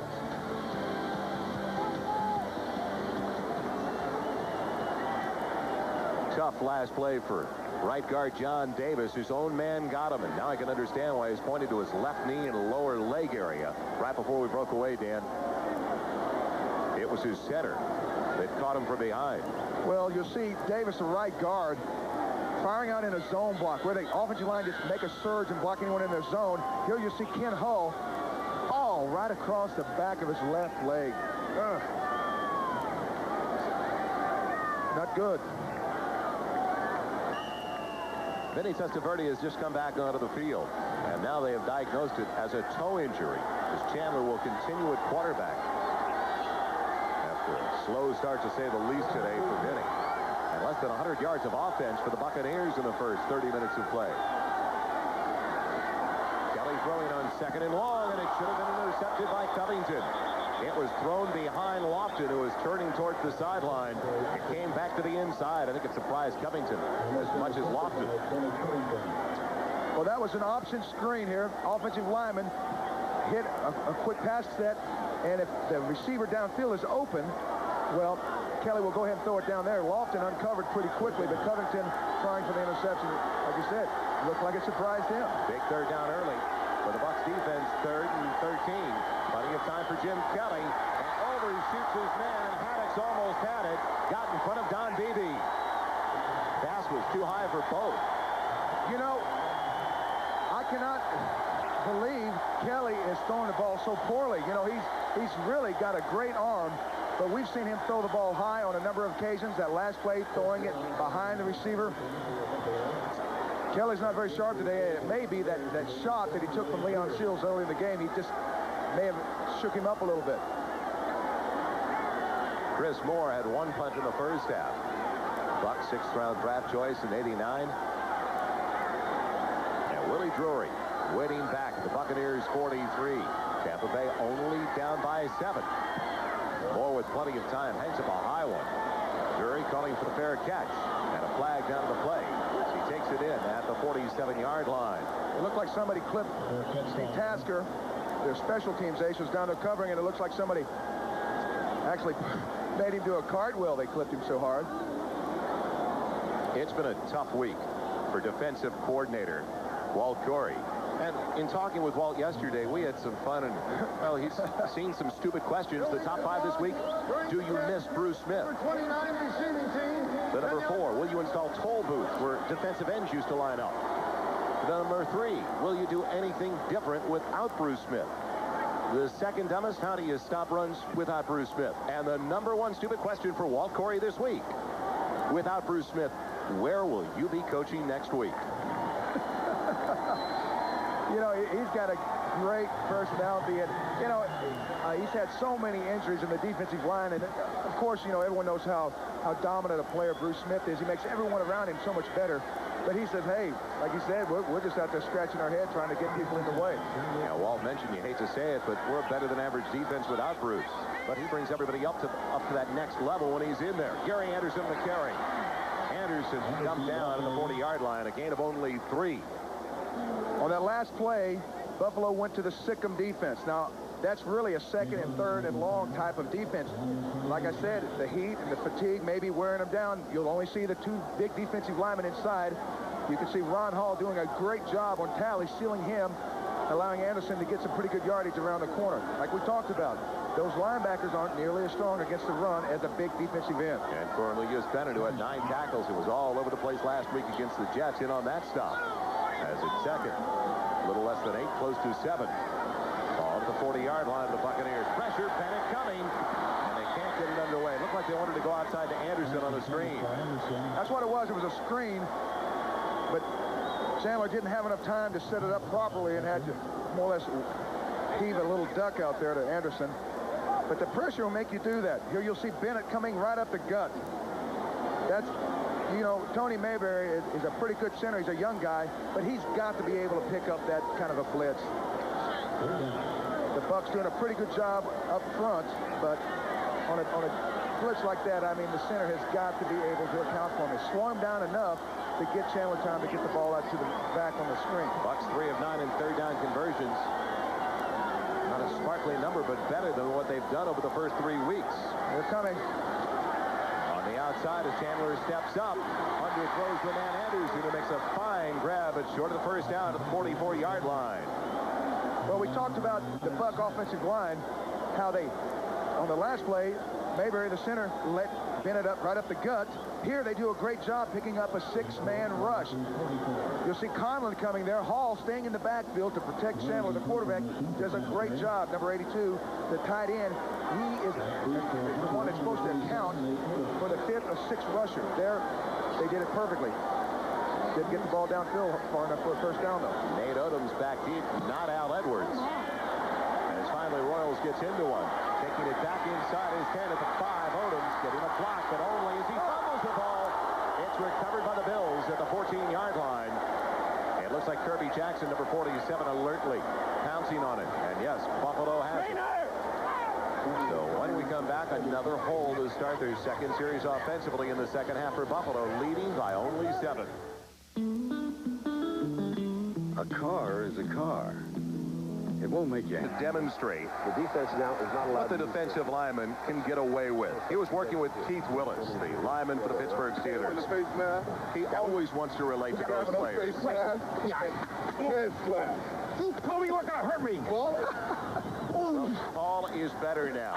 And welcome back to Tampa Stadium. Joel Myers with Dan Hampton. Paul, get back there with Marv soon. We're looking forward to seeing you back on the NFL circuit. I know you have thoughts on those head slaps. Yeah, they look pretty good. But, you know, Paul, I think I can help you a little bit. Some of those blows weren't quite vicious enough. I'll be glad to go over that with you sometime when you get back. The first delivery from Kelly wide of the intended target. He was looking for Andre Reed. Dan, now, I thought that helmet was a little bit too large on Paul. I think we need to, first of all, get him a smaller helmet to start with. And what else can we do to help? I mean, Keith Willis has decent technique, but it can be improved upon. What can we do on that? Oh, lots of blows to the head, Paul. That's what we have to have. Thurman Thomas bouncing outside. And catching up with him. Jesse Solomon. What a start it's been for Jesse Solomon. This is an interesting story. Coming over. Now, Jesse Solomon from a panhandle town. Madison, Florida. He left high school without a scholarship. Went on to junior college. Then he won a scholarship as a walk-on at Florida State. He got into Bobby Bowden's doghouse his senior season for the Seminoles, though. He had to prove something. He wasn't taken until the 12th round with the Minnesota Vikings. He still had problems. Went down to Dallas. Then he held out. And now he finds himself back at home in Florida. And it's thrown behind Killer McKellar. Keith McKellar, the tight end, on 3rd and short. It'll go back to the Buccaneers as Roderick Thomas was bearing down to the quarterback. Well, that right there is what is the great part about Solomon coming to the Bucs. Roderick Thomas, a fine linebacker in coverage, but he's really a guy that you want to send on the blitz. Now, Solomon is great at covering a back out of the backfield, so that enables you to get, you know, a good guy rushing the passer and a good guy covering, something that Tampa didn't have. And the one who delivered the big blow on Kelly there was Ray Seals, the end. Drury waiting back for the punt. He's at his own 35. Spinning and a flag down, and so is Drury at the 40-yard line. Jim Kelly has missed his last 4 attempts. With 11:41 left in the third quarter, the Buccaneers are ready to get it back, but the penalty is going to push them further back. Well, I don't know what it is. Kelly just does not look as sharp as he did in the opening quarter. You know, he moved the ball so well then, and now it looks like he's throwing behind people, throwing over. The pressure's getting to him a little bit more. It looks like the Buccaneers are getting stronger. Number 36, receiving team. Called on Robert Harding. But it may possibly be the fatigue. You know, this stuff, it doesn't always get you, but pretty soon your mind wanders for along. You start worrying more about the heat than the opponent.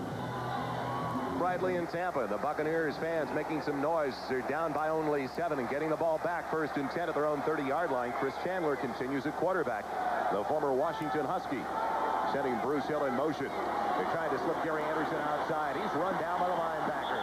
What a big-time play. Carlton Bailey. You look at the way things have broken down in play selection today so far, Dan, as that's a loss of a couple of yards for Gary Anderson so far this year for the Buccaneers. 61% through the air, 43% through the air today, and 57% on the ground as opposed to 39% before Buffalo. Well, you know, a lot of times you make a game plan and something happens and you get away from it. Tampa is doing exactly what they told us they wanted to do and what we talked about at the opening. Try to control the clock. They had it almost 18 minutes to 12 minutes for Buffalo in the first half. They're eating the clock up here in the third quarter. Following a loss of a yard. Chandler outside. It's complete to Robert Wilson, dragging the defensive back for a couple of extra yards. That's Leonard Smith. Up to the 34. Still short of the first down, though, by 6 yards. Tampa likes Wilson. They think they've got a finder here. He's a 250-pound fullback, and a guy like that, I mean, you've got to figure he can really develop into a great blocker. There he shows he can do a little catching and running, too, but he's really the guy they want leading Anderson and Cobb up inside on all these plays. Hurts 10-minute ticker. Denver by 4. A tight one in Kansas City as well, and San Francisco by only 3 over the Rams in the third quarter.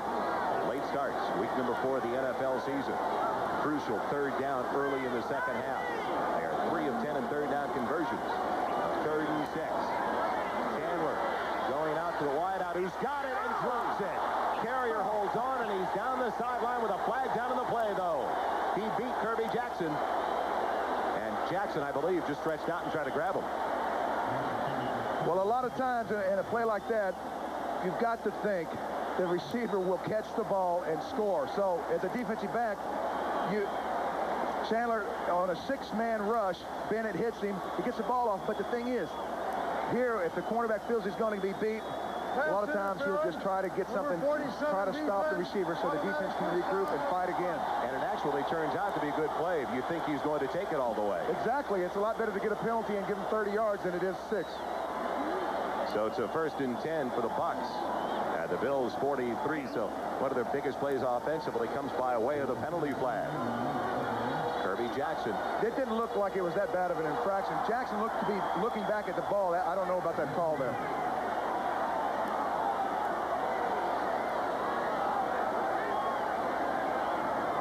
Play action to Reggie Cobb.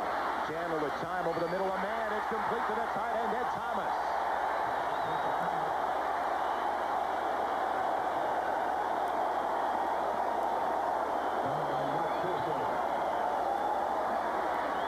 Chandler's doing a lot of good things here in this drive. Here he makes a nice fake to the fullback, then comes back, avoids a little bit of the pressure, and fires a strike into his tight end Thomas.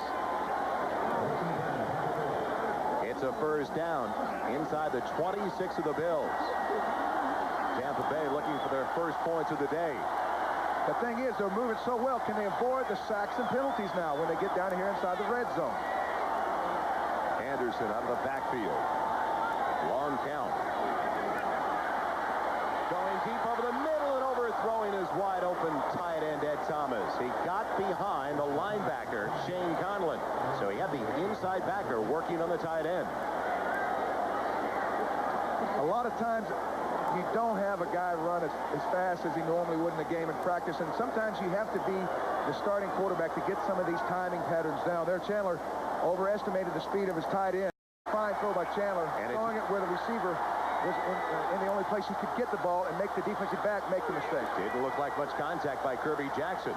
Anderson, Wilson in the backfield. He's throwing for the touchdown. Has a man. Thomas, touchdown. Tampa Bay, no. He dropped the ball. It was there.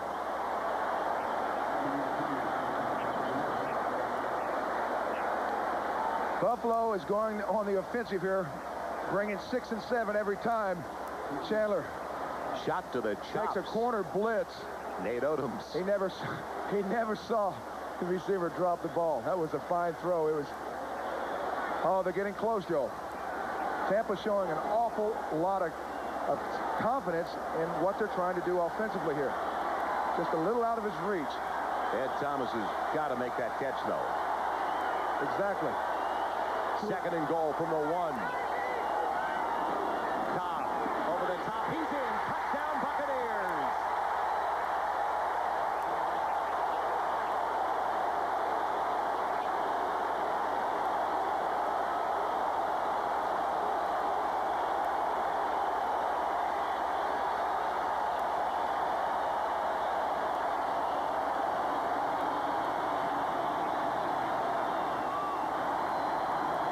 Tampa Bay, an extra point away from tying it up.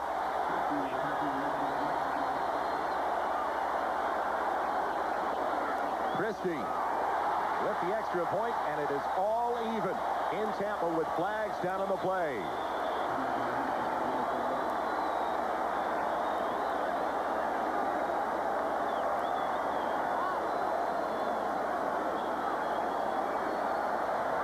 Holding, 77, offense, 10-yard penalty, free kick. You don't see it too often. It was called on Gerald Nichols.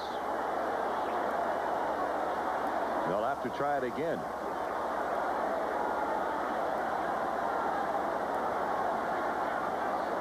So Steve Christie a little further back now as they move it back to the 13-yard line. It'll be like a 30-yard try, like a 30-yard field goal attempt for Christie. He has yet to miss an extra point this year. And he is still perfect. He is 5 for 5. So a 70-yard drive. A nice mix of run and pass. And Reggie Cobb culminates it with a 1-yard plunge. Cobb, a big, strong running back, just pounds right up inside there. And you know Buffalo is getting very tired. They're giving up the inside. The 2nd-round draft choice, Reggie Cobb from last season, celebrates this season for the Buccaneers. Let's go to Bob Costas in NFL Live. All right, Joel, Denver could be on their way to a 3rd win in 4 tries. Here's Gaston Green. Just moments ago, he went 5 yards for the TD. Another delayed handoff. He bursts through the hole and sprints 63 yards for this one. They lead the 0-3 Chargers 20-12 in the 4th at Mile High. They are making some noise, Bob, at Tampa Stadium. The last time the Buccaneers played at home, they lost by a point to the Chicago Bears. And they're making noise with a backup quarterback in there, Jeff Chandler. The former Washington Husky in his 4th year. A 3rd-round pick back in '88 for the Indianapolis Colts. Hal Edwards back deep with Eddie Fuller waiting for Christie's kickoff. 6:51 left in the 3rd. And with the wind at his back, Christie booms it away again. He must feel like he's playing in Denver. They better cover that baby. And finally, Edwards does. Joel, on that last drive by Tampa Bay, it ate up almost 5 minutes.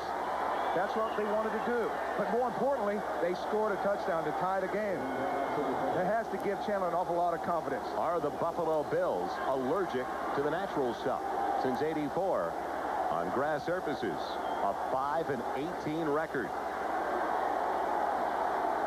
They're in a dogfight now because they did not capitalize on all those offensive opportunities in the first 30 minutes of play. They only scored 7. This is their 3rd possession of the 2nd half. Jim Kelly 0 for his last 4 in the passing department. Thomas the only one in the backfield. Thomas has it and doesn't go far. 3 up to the 23. Updating those scores, week number 4. We look now at the Hertz 10-minute ticker. The 4 o'clock starts. San Francisco clinging to an advantage over the Rams. Kansas City by 10 at home, looking for their 2nd win of the year. As Bob Costas just mentioned, Denver hoping to go 3-1. Over the middle, wide open Thurman Thomas. I'm surprised they haven't looked for the little dump off more often after he caught 13 balls last week against the Jets. That's a 1st down for the Bills. Well, if you notice what Buffalo's doing now, they're trying to go ahead and get some of the crossing patterns working again, trying to maybe soften up the Buck defense, but the Bucks they're playing pretty well against the run right now. Plenty of time for Kelly over the middle of the tight end. It's complete, and what a grab it was by Keith McKellar. The whistle blew. That's why they let go of him at the 40-yard line. He caught it in traffic, though. Kelly able to force it in there a little bit. But this is what Buffalo wants to do. They want to throw all these little dump passes, crossing patterns, throw underneath the zone, and when the linebackers start worrying more about that, then they can run Thomas between the tackles outside and get some good yardage. They're going back to kind of square one here and get things going again. The reverse for Andre Reed, and is it ever set up? If they get the block on Haddock, they did. Down the sideline, Reed goes, still on his feet. He could go all the way, and Kelly made a nice block as well. Losing the ball. Is it recovered in bounds? Is it Tampa's ball?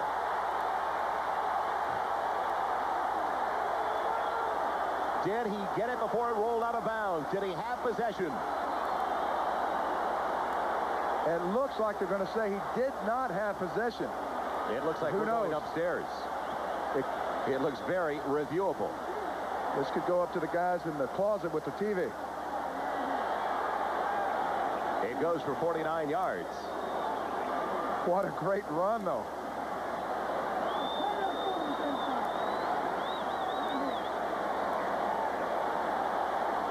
Let's find out from Gordon McCarter. The fumble went forward and out of bounds.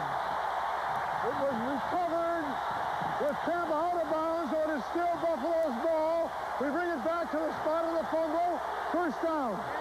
Well, they've replayed it here on the big board at Tampa Stadium, and they don't like it. It's being reviewed. Your first look now as it is being reviewed. Was he in bounds? I would have to think that they could not. They'd have to give it to Tampa there because it looks like the player had the ball cradled when he went ahead and slid out of bounds. Either way, it was a great job by Haddock stripping the ball. He didn't make much of an effort to try to tackle him, but he did strip it. Look at the right side of Broderick Thomas, though. Was his shoulder pad and the right side, the right shoulder, out of bounds when he went down to gain possession?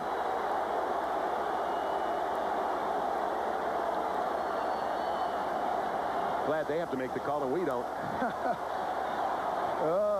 If they reverse this one, they're going to have trouble getting out of here alive. 5:07 left in the third.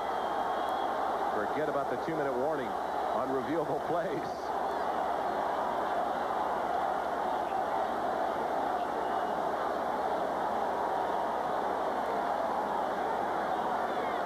Well, the thing about Andre Reed is he always makes something happen.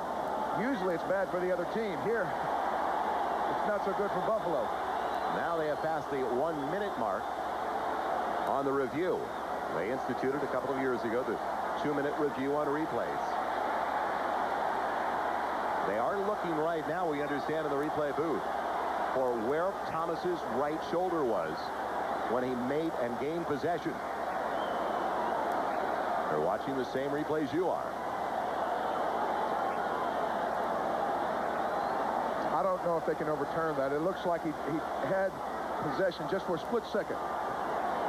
But either way, one of the things that play kind of brings to the forefront is Tampa is a little bit sloppy now. They're not tackling so good. They're not hustling to the ball at all times. So that maybe doesn't look good for the Buffalo fans. Looks like Tampa's going to keep the ball. They're still talking it over on the field. But that's Gordon McCarter waiting for word from upstairs.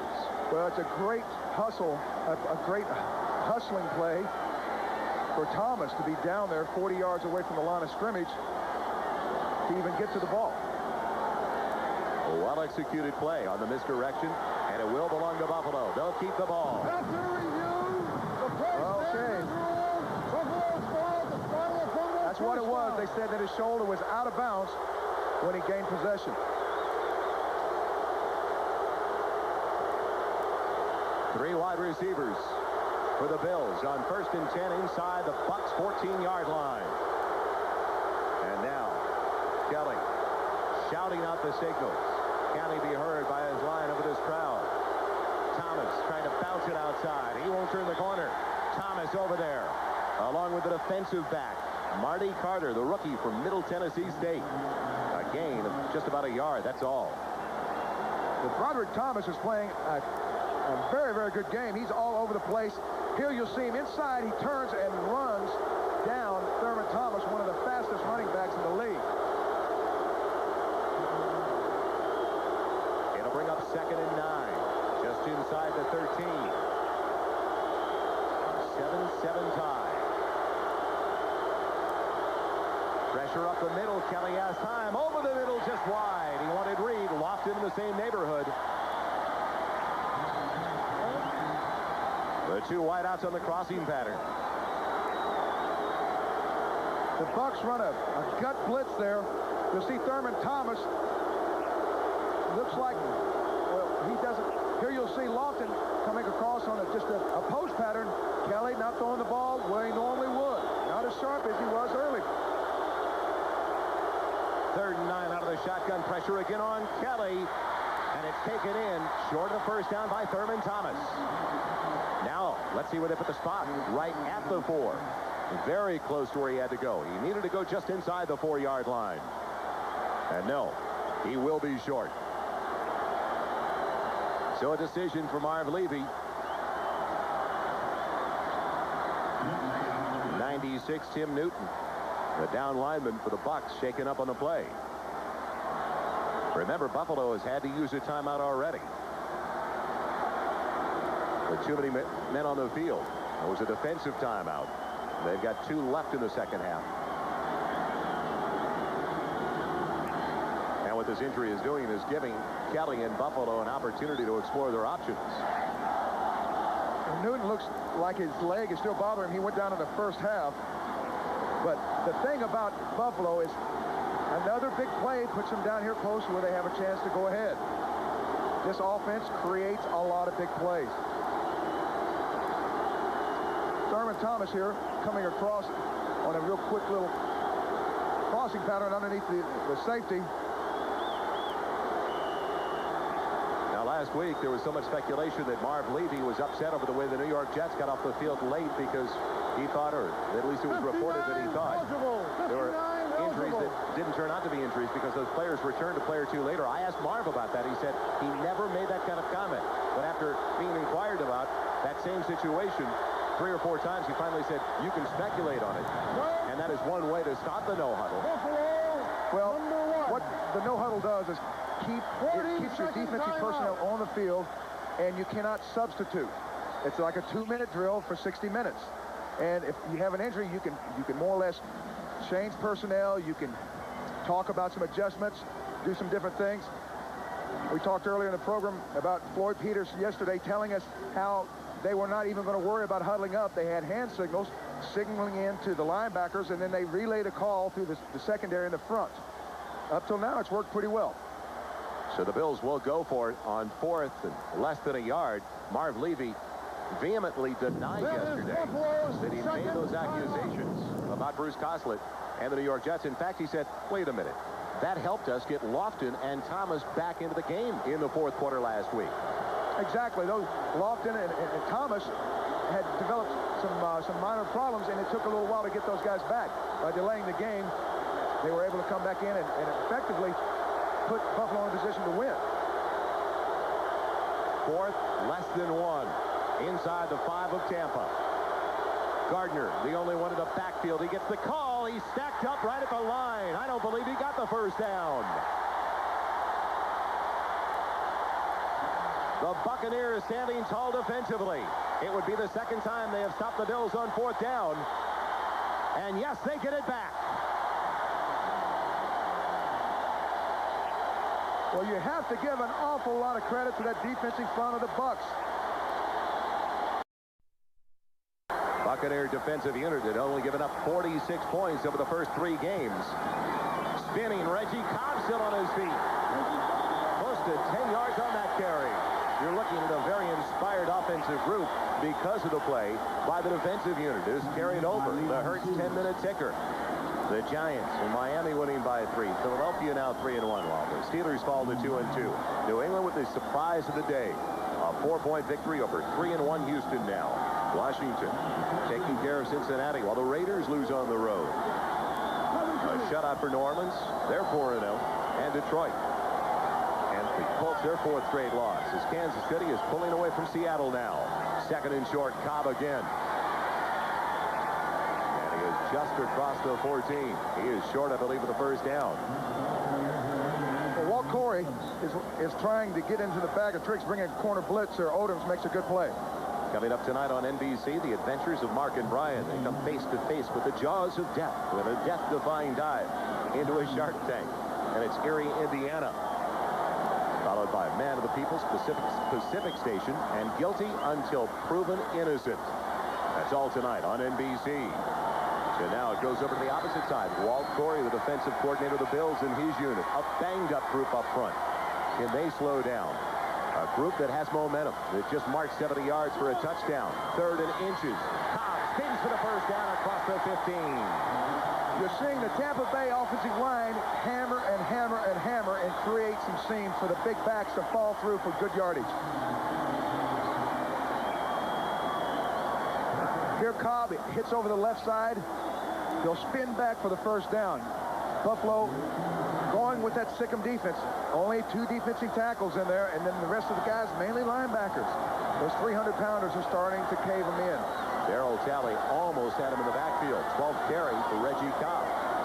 He's got 40 yards now. And more importantly, they're keeping Kelly and the Bills offense off the field. Cobb again. Won't spin away from that tackle. Ray Bentley was up there.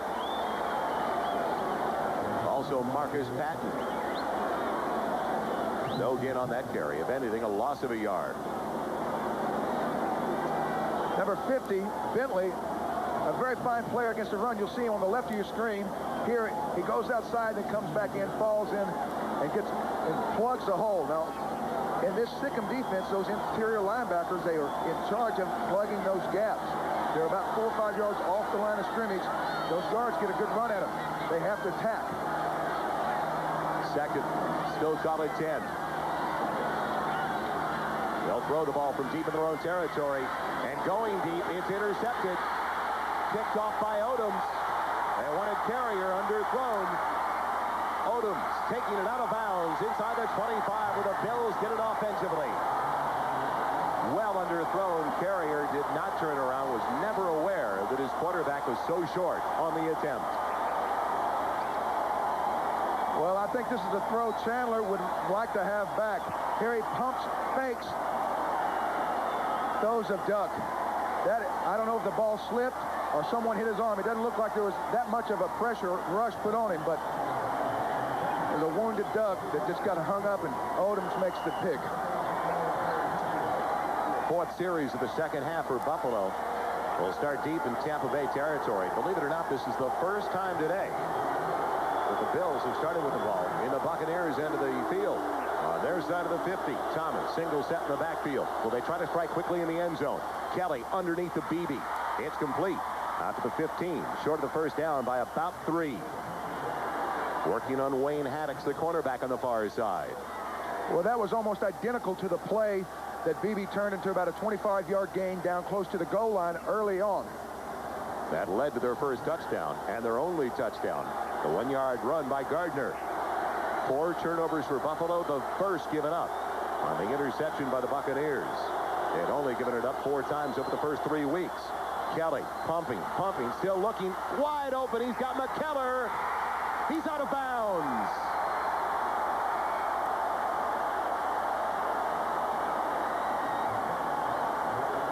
Frustration.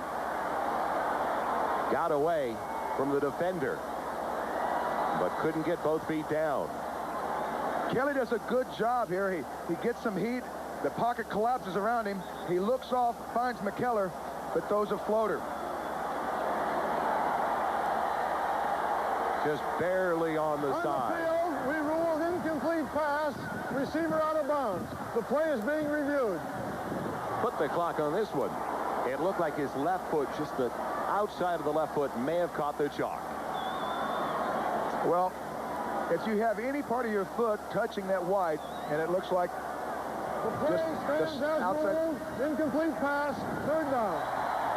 The play stands. I don't see any reason to question that one. That was a good call. He was out. Plenty of Buffalo Bill fans at Tampa Stadium today, and with protection in the crowd. 3rd and 3, pressure up the middle, and Lofton can't hang on. Kelly had to hurry the throw. It was Broderick Thomas. You're looking at a couple of guys that played college football at Alabama, both at the same position. Now, Broderick Thomas he played at Nebraska. I'm thinking about the other Thomas. Derek. But exactly. These guys are great fun to watch. He is putting on a clinic. On the other side, Cornelius Bennett, the fine linebacker for Buffalo, is putting on one. So it'll be a 33-yard try coming up for Scott Norwood, trying to give the Bills the lead. He missed a 36-yarder earlier. That was pushed wide right. The exchange was a good one. And the Buffalo Bills do take the lead. The 5th field goal of the season for Scott Norwood. He had 3 last week, a 52-yarder, tying a team record, his career best, and a 50-yarder the week before. And now the Bills on the 33-yarder lead it by 3. Well, Kelly is still throwing for over 50%, but a lot of his throws don't look as sharp as they normally do, Joel. There is so much attention on Norwood coming back to the stadium where he missed the field goal in Super Bowl against the Giants. Next Sunday, NFL Live starts a little bit later at 3:30 after the Ryder Cup. It'll be Kansas City, San Diego, Miami at the Jets. Dan and I will be at the Kingdom in Seattle for the Colts matchup. Their 0-4 record going up against the Seahawks. The Seahawks were on their way to a setback to Kansas City today. That is all next Sunday. Starts at 3:30 with NFL Live. Well, a lot closer than most expected, but let's not forget, the last 4 times these two teams have gotten together, the Tampa Bay Buccaneers have come out on top over the Buffalo Bills. The most recent in '88, a 10-5 win for the Bucs. The only time, believe it or not, that a game has ended in 10-5 in the NFL, right here at Tampa Stadium, under the Erie, Indiana department. Scoring drive. Now they couldn't capitalize with a 7 after the interception by Odoms, but they do get the 3. Delwiesel into the wind. It'll be taken by Gary Anderson. They're setting it up for the near side. Can he get outside of Steve Tasker? Well, Tasker runs him down with help. And that is the final play of the 3rd quarter as they are alive at Tampa Stadium. The Buccaneers in the thick of things. They're only down by 3 at the end of 3.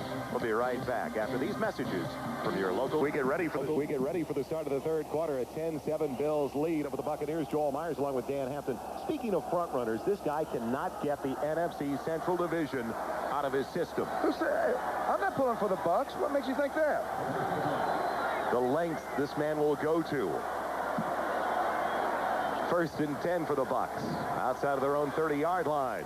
Reggie Cobb powering it up the middle. He's close to another 1st down at the 40-yard line. Well, this is what the Jets did so effectively last week. Running the ball right at the teeth of the defense because there's not many teeth left right now for the Buffalo Bills. When you got running backs like Cobb and Anderson, and you've got mismatches like we've talked about all day, in that Sikkim defense, you've got 300-pound tackles on linebackers. You've got to go ahead and pound away. Tampa Bay is sticking to their game plan perfectly. Cobb again with the 1st down into the secondary. He dives into the 43-yard line of Buffalo. They're down by 3 in the opening minute of the 4th quarter. Walt Corey's going to have to get back in his sandbox and draw something up to stop this pound-away attack by the Buccaneers. You can see him scratching his head. Walt told us he's going to have to buy a case of Sominex. Bruce Smith should be back next week. And then a week later, they should have Jeff Wright returning as well. 1st and 10, the 44 of Buffalo. Inside give Robert Wilson up the middle. They fake the pitch, they stuff it in the belly on the dive. This play's been around as long as the game of football. It's just the gut play. Everyone come out, they hand it to the fullback. All he does is cut back. Here you'll see Darryl Talley, 56, getting up the field a little bit too far. He's unblocked. He has got to make that play. Otherwise, you get a 15-yard gain against your defense. It looked like he bit a little bit on that fake by the quarterback, and he was a step onto the other side. Cobb and Weatherspoon taking over now. The rookie from Houston is the fullback now as they're split behind Chandler. First and 10. Impressive start to the fourth. Chandler finds some time, moving the pocket. He's got problems. Going to get rid of it and throws it away. He threw it towards an offensive lineman. No flag yet, though. We'll be right back to a wild Tampa Stadium. Let's first go with Bob Costas, though. All right, Joel, let's update a trend we alluded to on the pregame show. Look at these stats. Through 4 games this year, as opposed to the first 4 weeks last year, you can see scoring continues to be down. On the other hand, the emphasis is on running the ball control. Double the number of 100-yard rushing performances through 4 weeks this year as opposed to 1990. 5 of them 100-yard rushing performances throughout the league today. Back to Joel.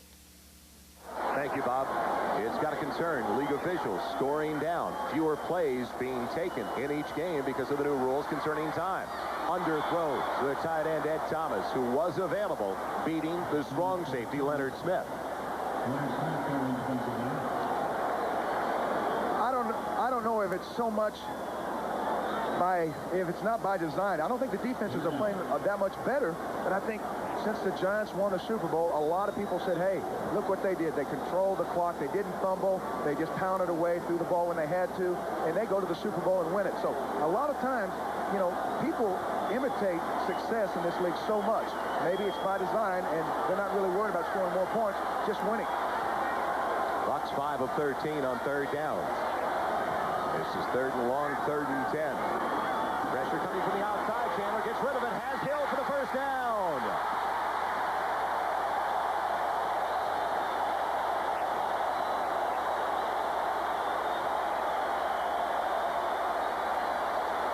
We talked about Walt Corey and how he has to get in that sandbox and come up with something. You'll see on the left of your screen, number 20, Henry Jones, a cornerback, blitzing. Trying anything to get this Buccaneer offense slowed down. Chandler does a great job. The receiver realizes it is a blitz. He just runs a little square out, but good enough for the first down. He knows he's got man-to-man coverage. There's the rookie from Illinois. It started back at the Bucks 31. Now it's first and 10 at the 18 of Buffalo. Cobb, the workaholic on this drive. Close to the 16. Plenty of pounding up front by these two now. Well, this looks like a professional fight in the later rounds. It's just a slugfest now. Conlon filling the gap here. Wilson, the big fullback, having to take him, gets him down. Cobb makes a pretty good cut, but Leon Seals closing down from the left side, trying to control that run. But you're seeing Buffalo commit an awful lot of people to the line of scrimmage. Watch for Chandler raising up and hitting somebody over the middle because they're having to pull out of the safeties and the linebackers to try to get that run stop. Those totals a career best for the Tennessee Volunteer. In his second season, Reggie Cobb. He stays back there with Robert Wilson. And Chandler falls down, still got the handoff off. That was pretty handy. Chandler may have turned an ankle in the process. So now it's going to be third and long once again for the Bucks. You'll see the right guard, Beckles, step on his toe. Number 62, the right guard, Ian Beckles, does a little toe tap there. Gets him into third and long. For the average person, that is like somebody taking a hammer and slamming it on your foot. Hey, Beckles only goes at 300 pounds. The late scores on the Fram 10-minute ticker. San Francisco pulling away from the Rams. Kansas City doing the same, and a tight one in Denver. Now third and a dozen. Can they give him enough time? Over the middle, it's Hill. He's got the first down. First and goal, Tampa Bay.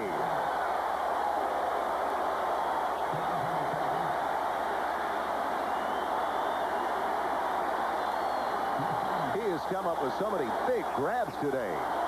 Well, I was talking a few minutes ago, if the offensive coordinator, Hank Coolman, is on the ball, he'll realize that defense is worried about the run. They're bringing a lot of guys up to the line. Throw a quick slant, something across the middle, a crossing pattern. There's a lot of yardage in there that they can be had pretty easily. Buccaneers trying to take the lead with exactly 10 minutes left in the fourth. First and goal outside of the 6. They're down 10-7. Wilson and Cobb stay in the backfield. Dawsey goes in motion. And now flags. I'm not sure whether it's a missed snap or maybe the Bills' defensive line jumped a little bit early. Now the Buccaneers came in leading the NFL in penalty yardage.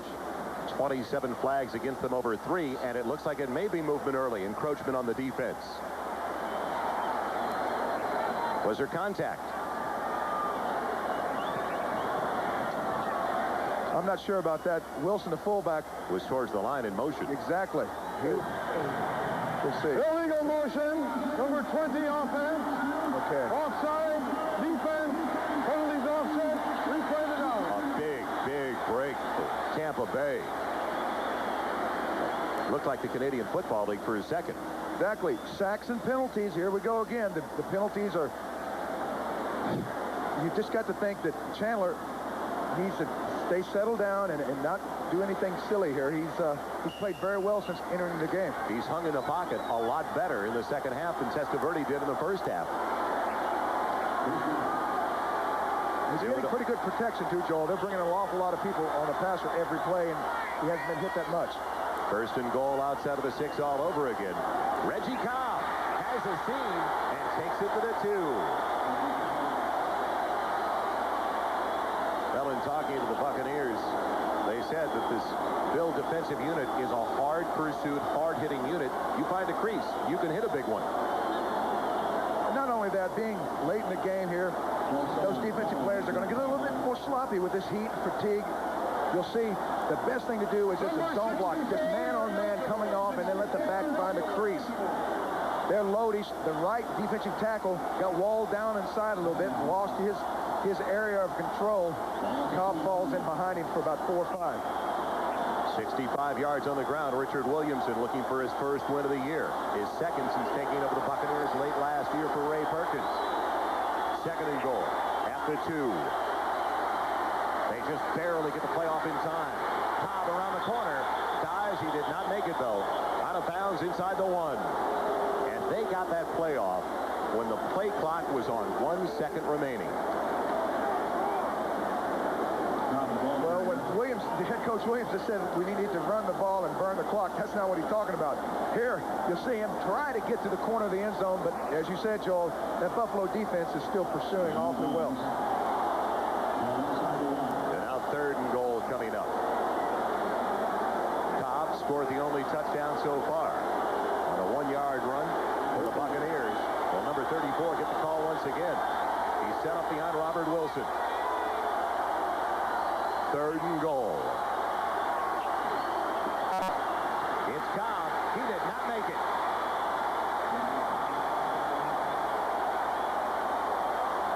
They stacked him up. It looked like Shane Conlon got up high. Shane Conlon, in a goal line offense like this where they're just trying to just knock you into the end zone, the back will come up. The offensive line is supposed to more or less try to get a surge and get those defensive linemen down. The linebacker's responsible just to hit you at the top and knock you back. Their Conlon did it perfectly. Fourth down when we return. It's not a Wells Conlon 58-56 tally. And let's not forget about Odell Haggins down low. Exactly. You've got to give a lot of credit to that Buffalo front. They're being decimated by the injuries. They're like fighting with one arm tied behind their back, and they were able to stop them on that 3rd and 1 on goal. That's great effort by the Bucs defense. They won't go for the touchdown. They'll go for the field goal. Steve Christie trying to tie it up on 4th down. And it is all even in Tampa, Florida. An interesting call, because if you don't make it down on 4th down, you leave the Bills back on their own goal line, taking over offensively. But Richard Williamson, still looking for his first win this year, didn't want to take any chances. We talked to the Bucs at length yesterday, and I think the word that kept coming up was confidence. Well, if you go for it on 4th and 1 and you don't get any points at all, I think you destroy whatever confidence this Tampa Bay Buc team is more or less built during the course of this ball game. So I think he did the smart thing, in my opinion. Go ahead and get the sure points tied up. Keep everybody's interest. If you don't make anything there, well, you're going to see some long faces on that sideline, and they're going to start saying, hey, here we go again. But you get the confidence up, and confidence comes from being successful. And success, like I said earlier, comes from being disciplined and not making mistakes. A fresh stick for the final 8:01 for Marv Levy. And don't forget, coming up tonight on NBC, it all starts with the adventures of Mark and Brian. Then it's Erie, Indiana, Man of the People, Pacific Station, and Guilty until proven innocent. Right after NFL football on NBC. 8:01 remaining in the 4th. Eddie Fuller and Al Edwards waiting for the kickoff from Steve Christie. It's headed in the direction of Al Edwards at the 4. And nothing doing up the middle. Good coverage by the Buccaneers as he stopped short of the 25. So Kelly in the offense has not been on, they haven't been on the field all that much in the second half. 17 of 32 for 252 yards. That last drive for the Bucs had started at their own 31 all the way down to the 1. Took almost 7 minutes off the clock. Well, those are great stats, and you know, Kelly in this offense is awesome, but still, they have not clicked on all cylinders all day. He's resetting Thurman Thomas in the backfield. Doubling up on the wide side of the field. And Thomas with room to roam in the secondary. And he's got close to a first down. And one of the Bucs took quite a shot at the end of the play.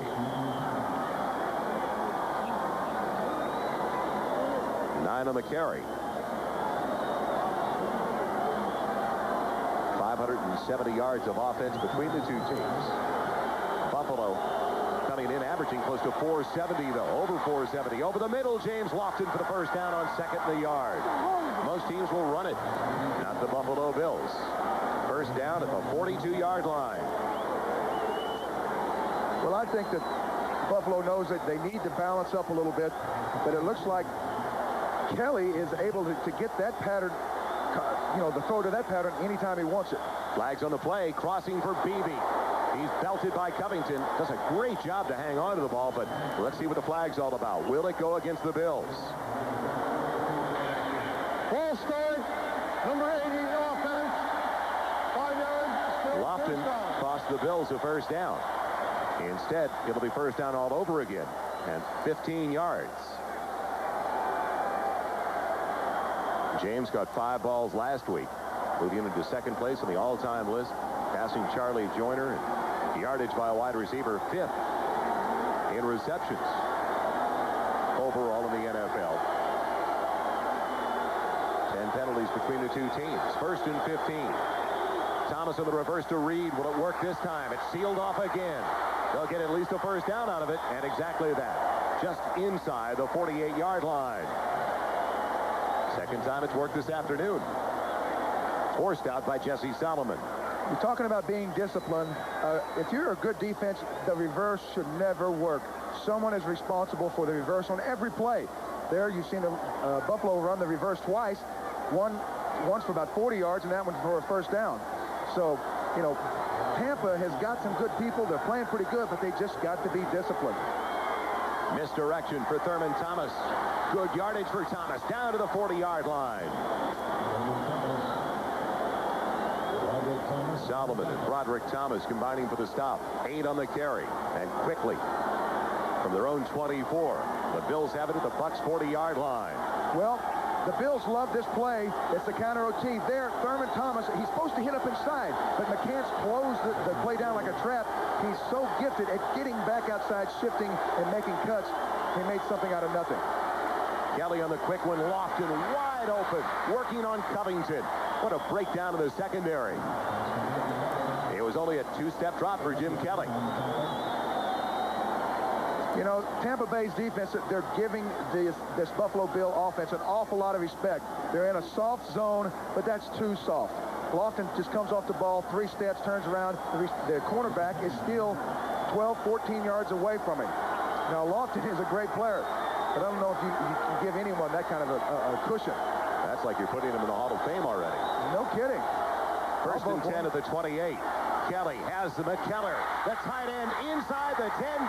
Touchdown, Buffalo.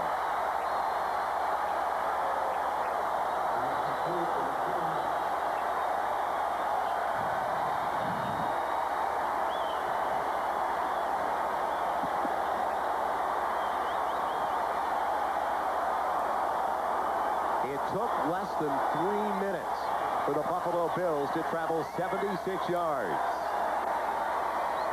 So that was a great pass to McKellar from Kelly.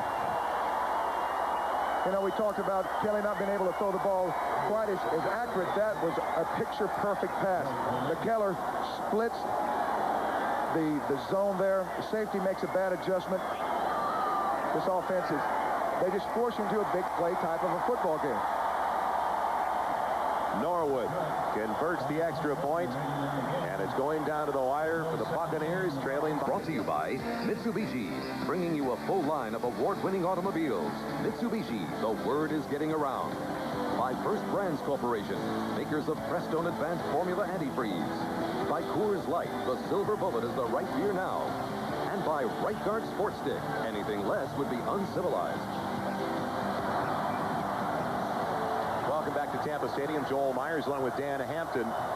5:21 left in the fourth and final quarter. The Bills by 7 on a perfect pass by Jim Kelly. Finding the one they call killer, Keith McKellar. They were in that K-gun formation, and that's why it's called the K-gun for Killer McKellar. Joe, that's their bread and butter offense. They've got 3 wideouts, Thurman Thomas in the backfield, and McKellar, the big tight end, also in there for either protection or get out on one of these quick routes. On that one, Kelly threw the ball perfectly. McKellar split the seam. The safety made the bad adjustment and went the whole way. That's the thing. The K-gun, they think they've got 5 guys that can go the length of the field and score. Anderson and Robert Hardy waiting for the kickoff. Brad Delwiso. Line drive deep into the end zone. Exactly what he was brought to the Buffalo Bills for. He started with the Atlanta Falcons this year. And don't forget, coming up next on NBC, it's the real-life deep-sea adventures of Mark and Brian. Then it's one of the weirdest news shows of the season, Erie, Indiana, followed by 2 great stars and 2 great news shows. James Garner is a man of the people, and Robert Guillaume stars in Pacific Station. And Martin Sheen will star in the NBC world premiere movie, Guilty Until Proven Innocent. That is all tonight on NBC, right after NFL football. But still, so much to be determined over the final 5 minutes and 14 seconds for the Buccaneers. They've been able to come up with a big play before. They had an 87-yard touchdown pass last week going to Willie Drury against the Packers. Gary Anderson trying to make the big play out of the backfield, breaking tackles, and they barely get him from behind. He's got a first down across the 30. An opportunity to look at the Fram 10-minute ticker. Final scores early today. The Giants, Miami winning by 3. Philadelphia 3-1 now with their win over the 2-2 Steelers. The biggest surprise, though, the New England Patriots winning and knocking off the Houston Oilers for the first time this year. Washington doing a number on Cincinnati. Atlanta topping the Raiders. While the Saints are 4-0, and Detroit hands the 4th straight loss to Ron Meyer and the Colts. San Francisco pulls away. Kansas City wins by 7, and Denver beats San Diego. Anderson, can he reverse his field? Now he's looking for a block. Chandler almost came up trying to throw that block to seal it off and send him the other way. Instead, it's a gain of just about 2 yards. So a 2nd and long situation coming up for Chandler. Definite passing situation for the Buccaneers. With a player like Anderson, in a situation like this, 2nd and long, 3rd and long, you think that Chandler will try to get the ball into Gary Anderson's hands. A lot of times he'll be matched up on a linebacker. That's ideal. Anderson is so fast and quick, he can run away from most. They're blitzing up the middle, the dump off for Wilson. Leonard Smith puts him down, sliding down to the 35-yard line. The blitz was coming straight up the middle from the linebacker. That was Shane Conlon. What do you call that, a belly blitz? Well, a lot of times if a quarterback's throwing the ball pretty effectively, what you want to do is get someone in his face. You bring somebody right up the middle. And what you do there is you make the two guards, Mayberry and the center, make a call where they have to pick up those blitzers. Sometimes it's safety, sometimes it's linebackers. But you get somebody right in the quarterback's vision, and it distracts him. 3rd and 5. Third down conversions, a real sore spot for the Buccaneers over the first 3 weeks. Can they come through in the clutch? Exactly 3 minutes left. Chandler with time and a receiver, Bruce Hill. First down, working on the rookie from Illinois, Henry Jones.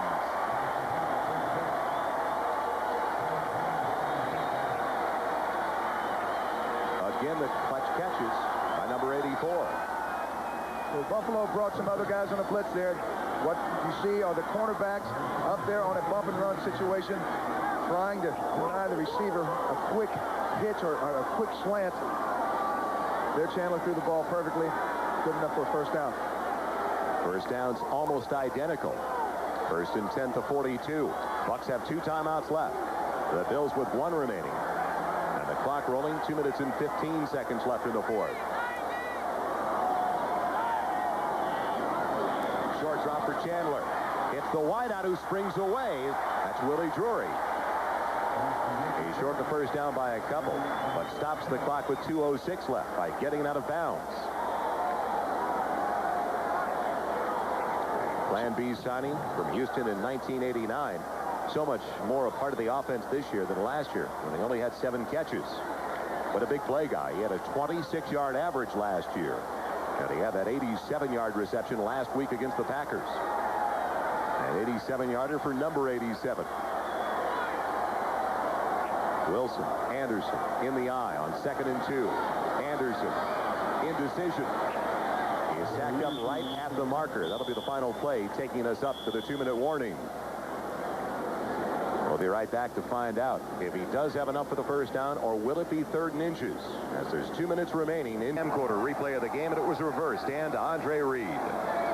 Reed, a great receiver, but he's a great runner, too. Here, he gets downfield. You'll see Tim Kelly trying to get a block.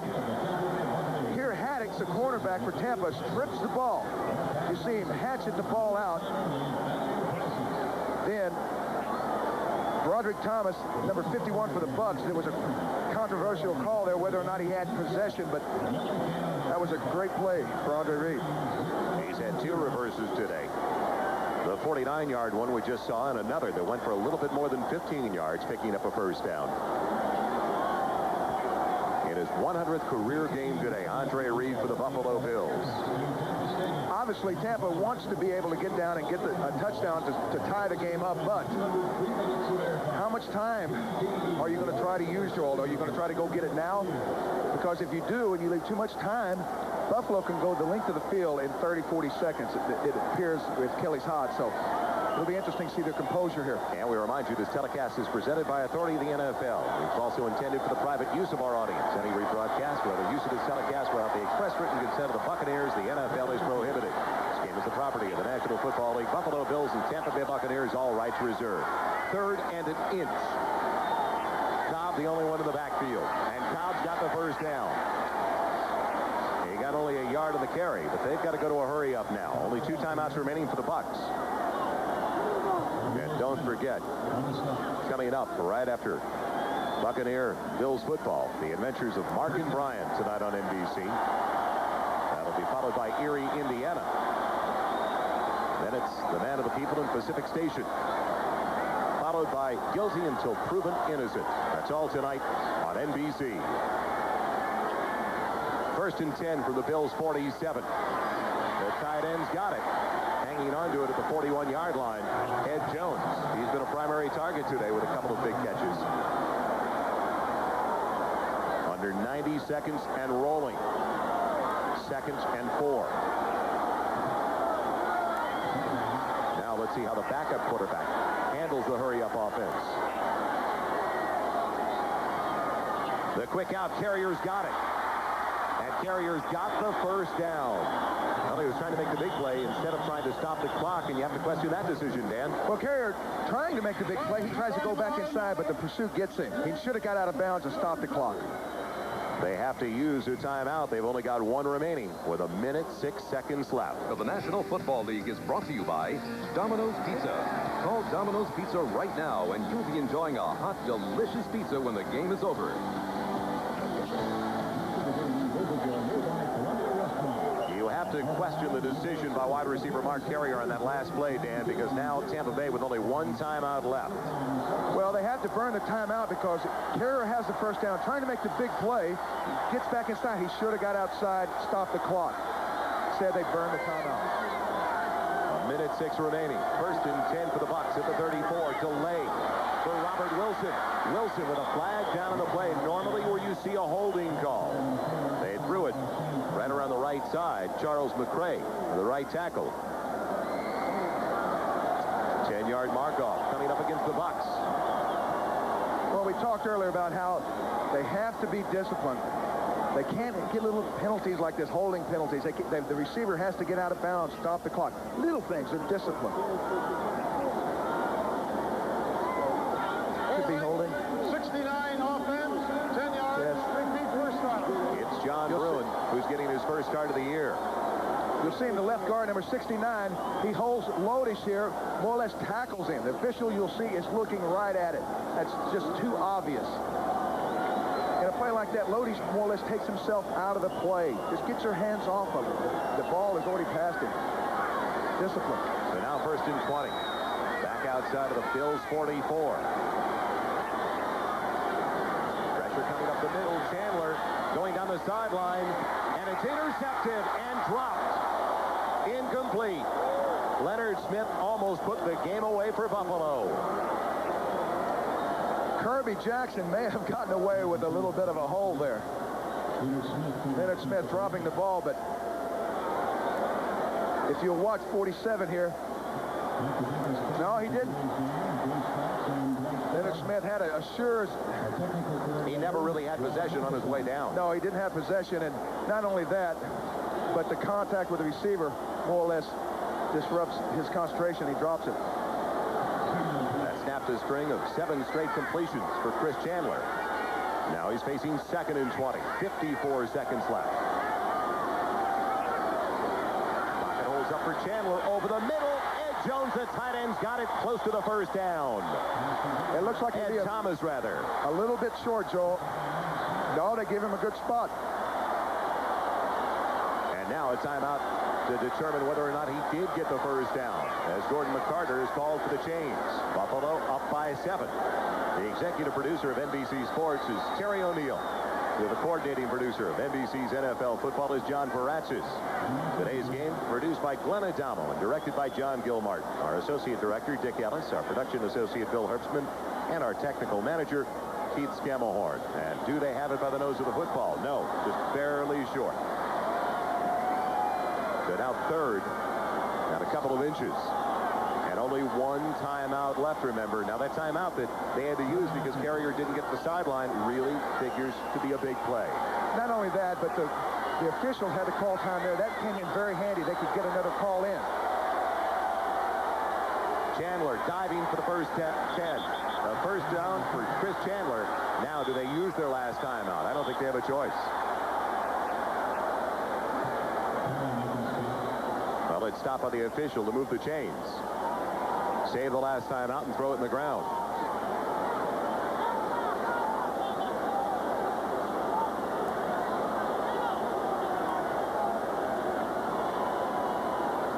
Marv Levy wants to know why they have not started the clock once again. 24 seconds remaining. Why is the clock stopped?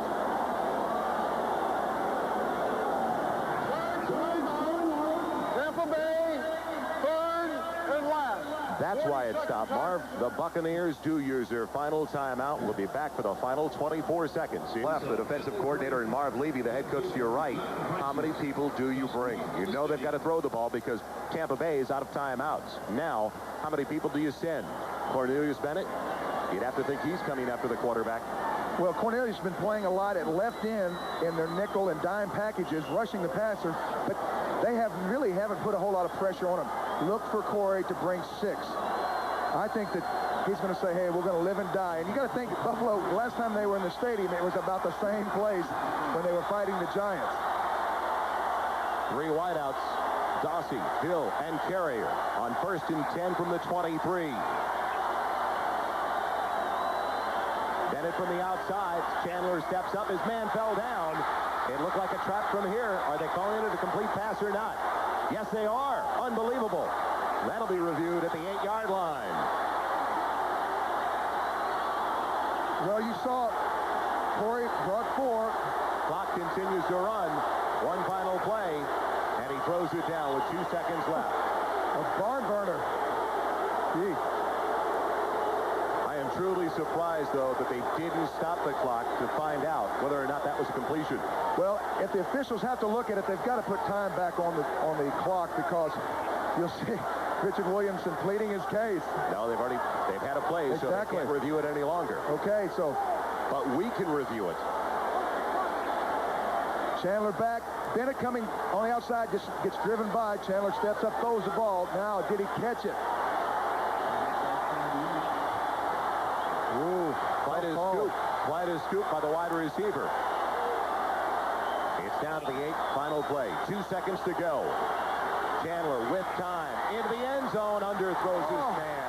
He never planted, and he didn't have that much pressure to begin with. So that's the way it ends in Tampa, Florida. Another frustrating loss for the Buccaneers, who are now 0-4.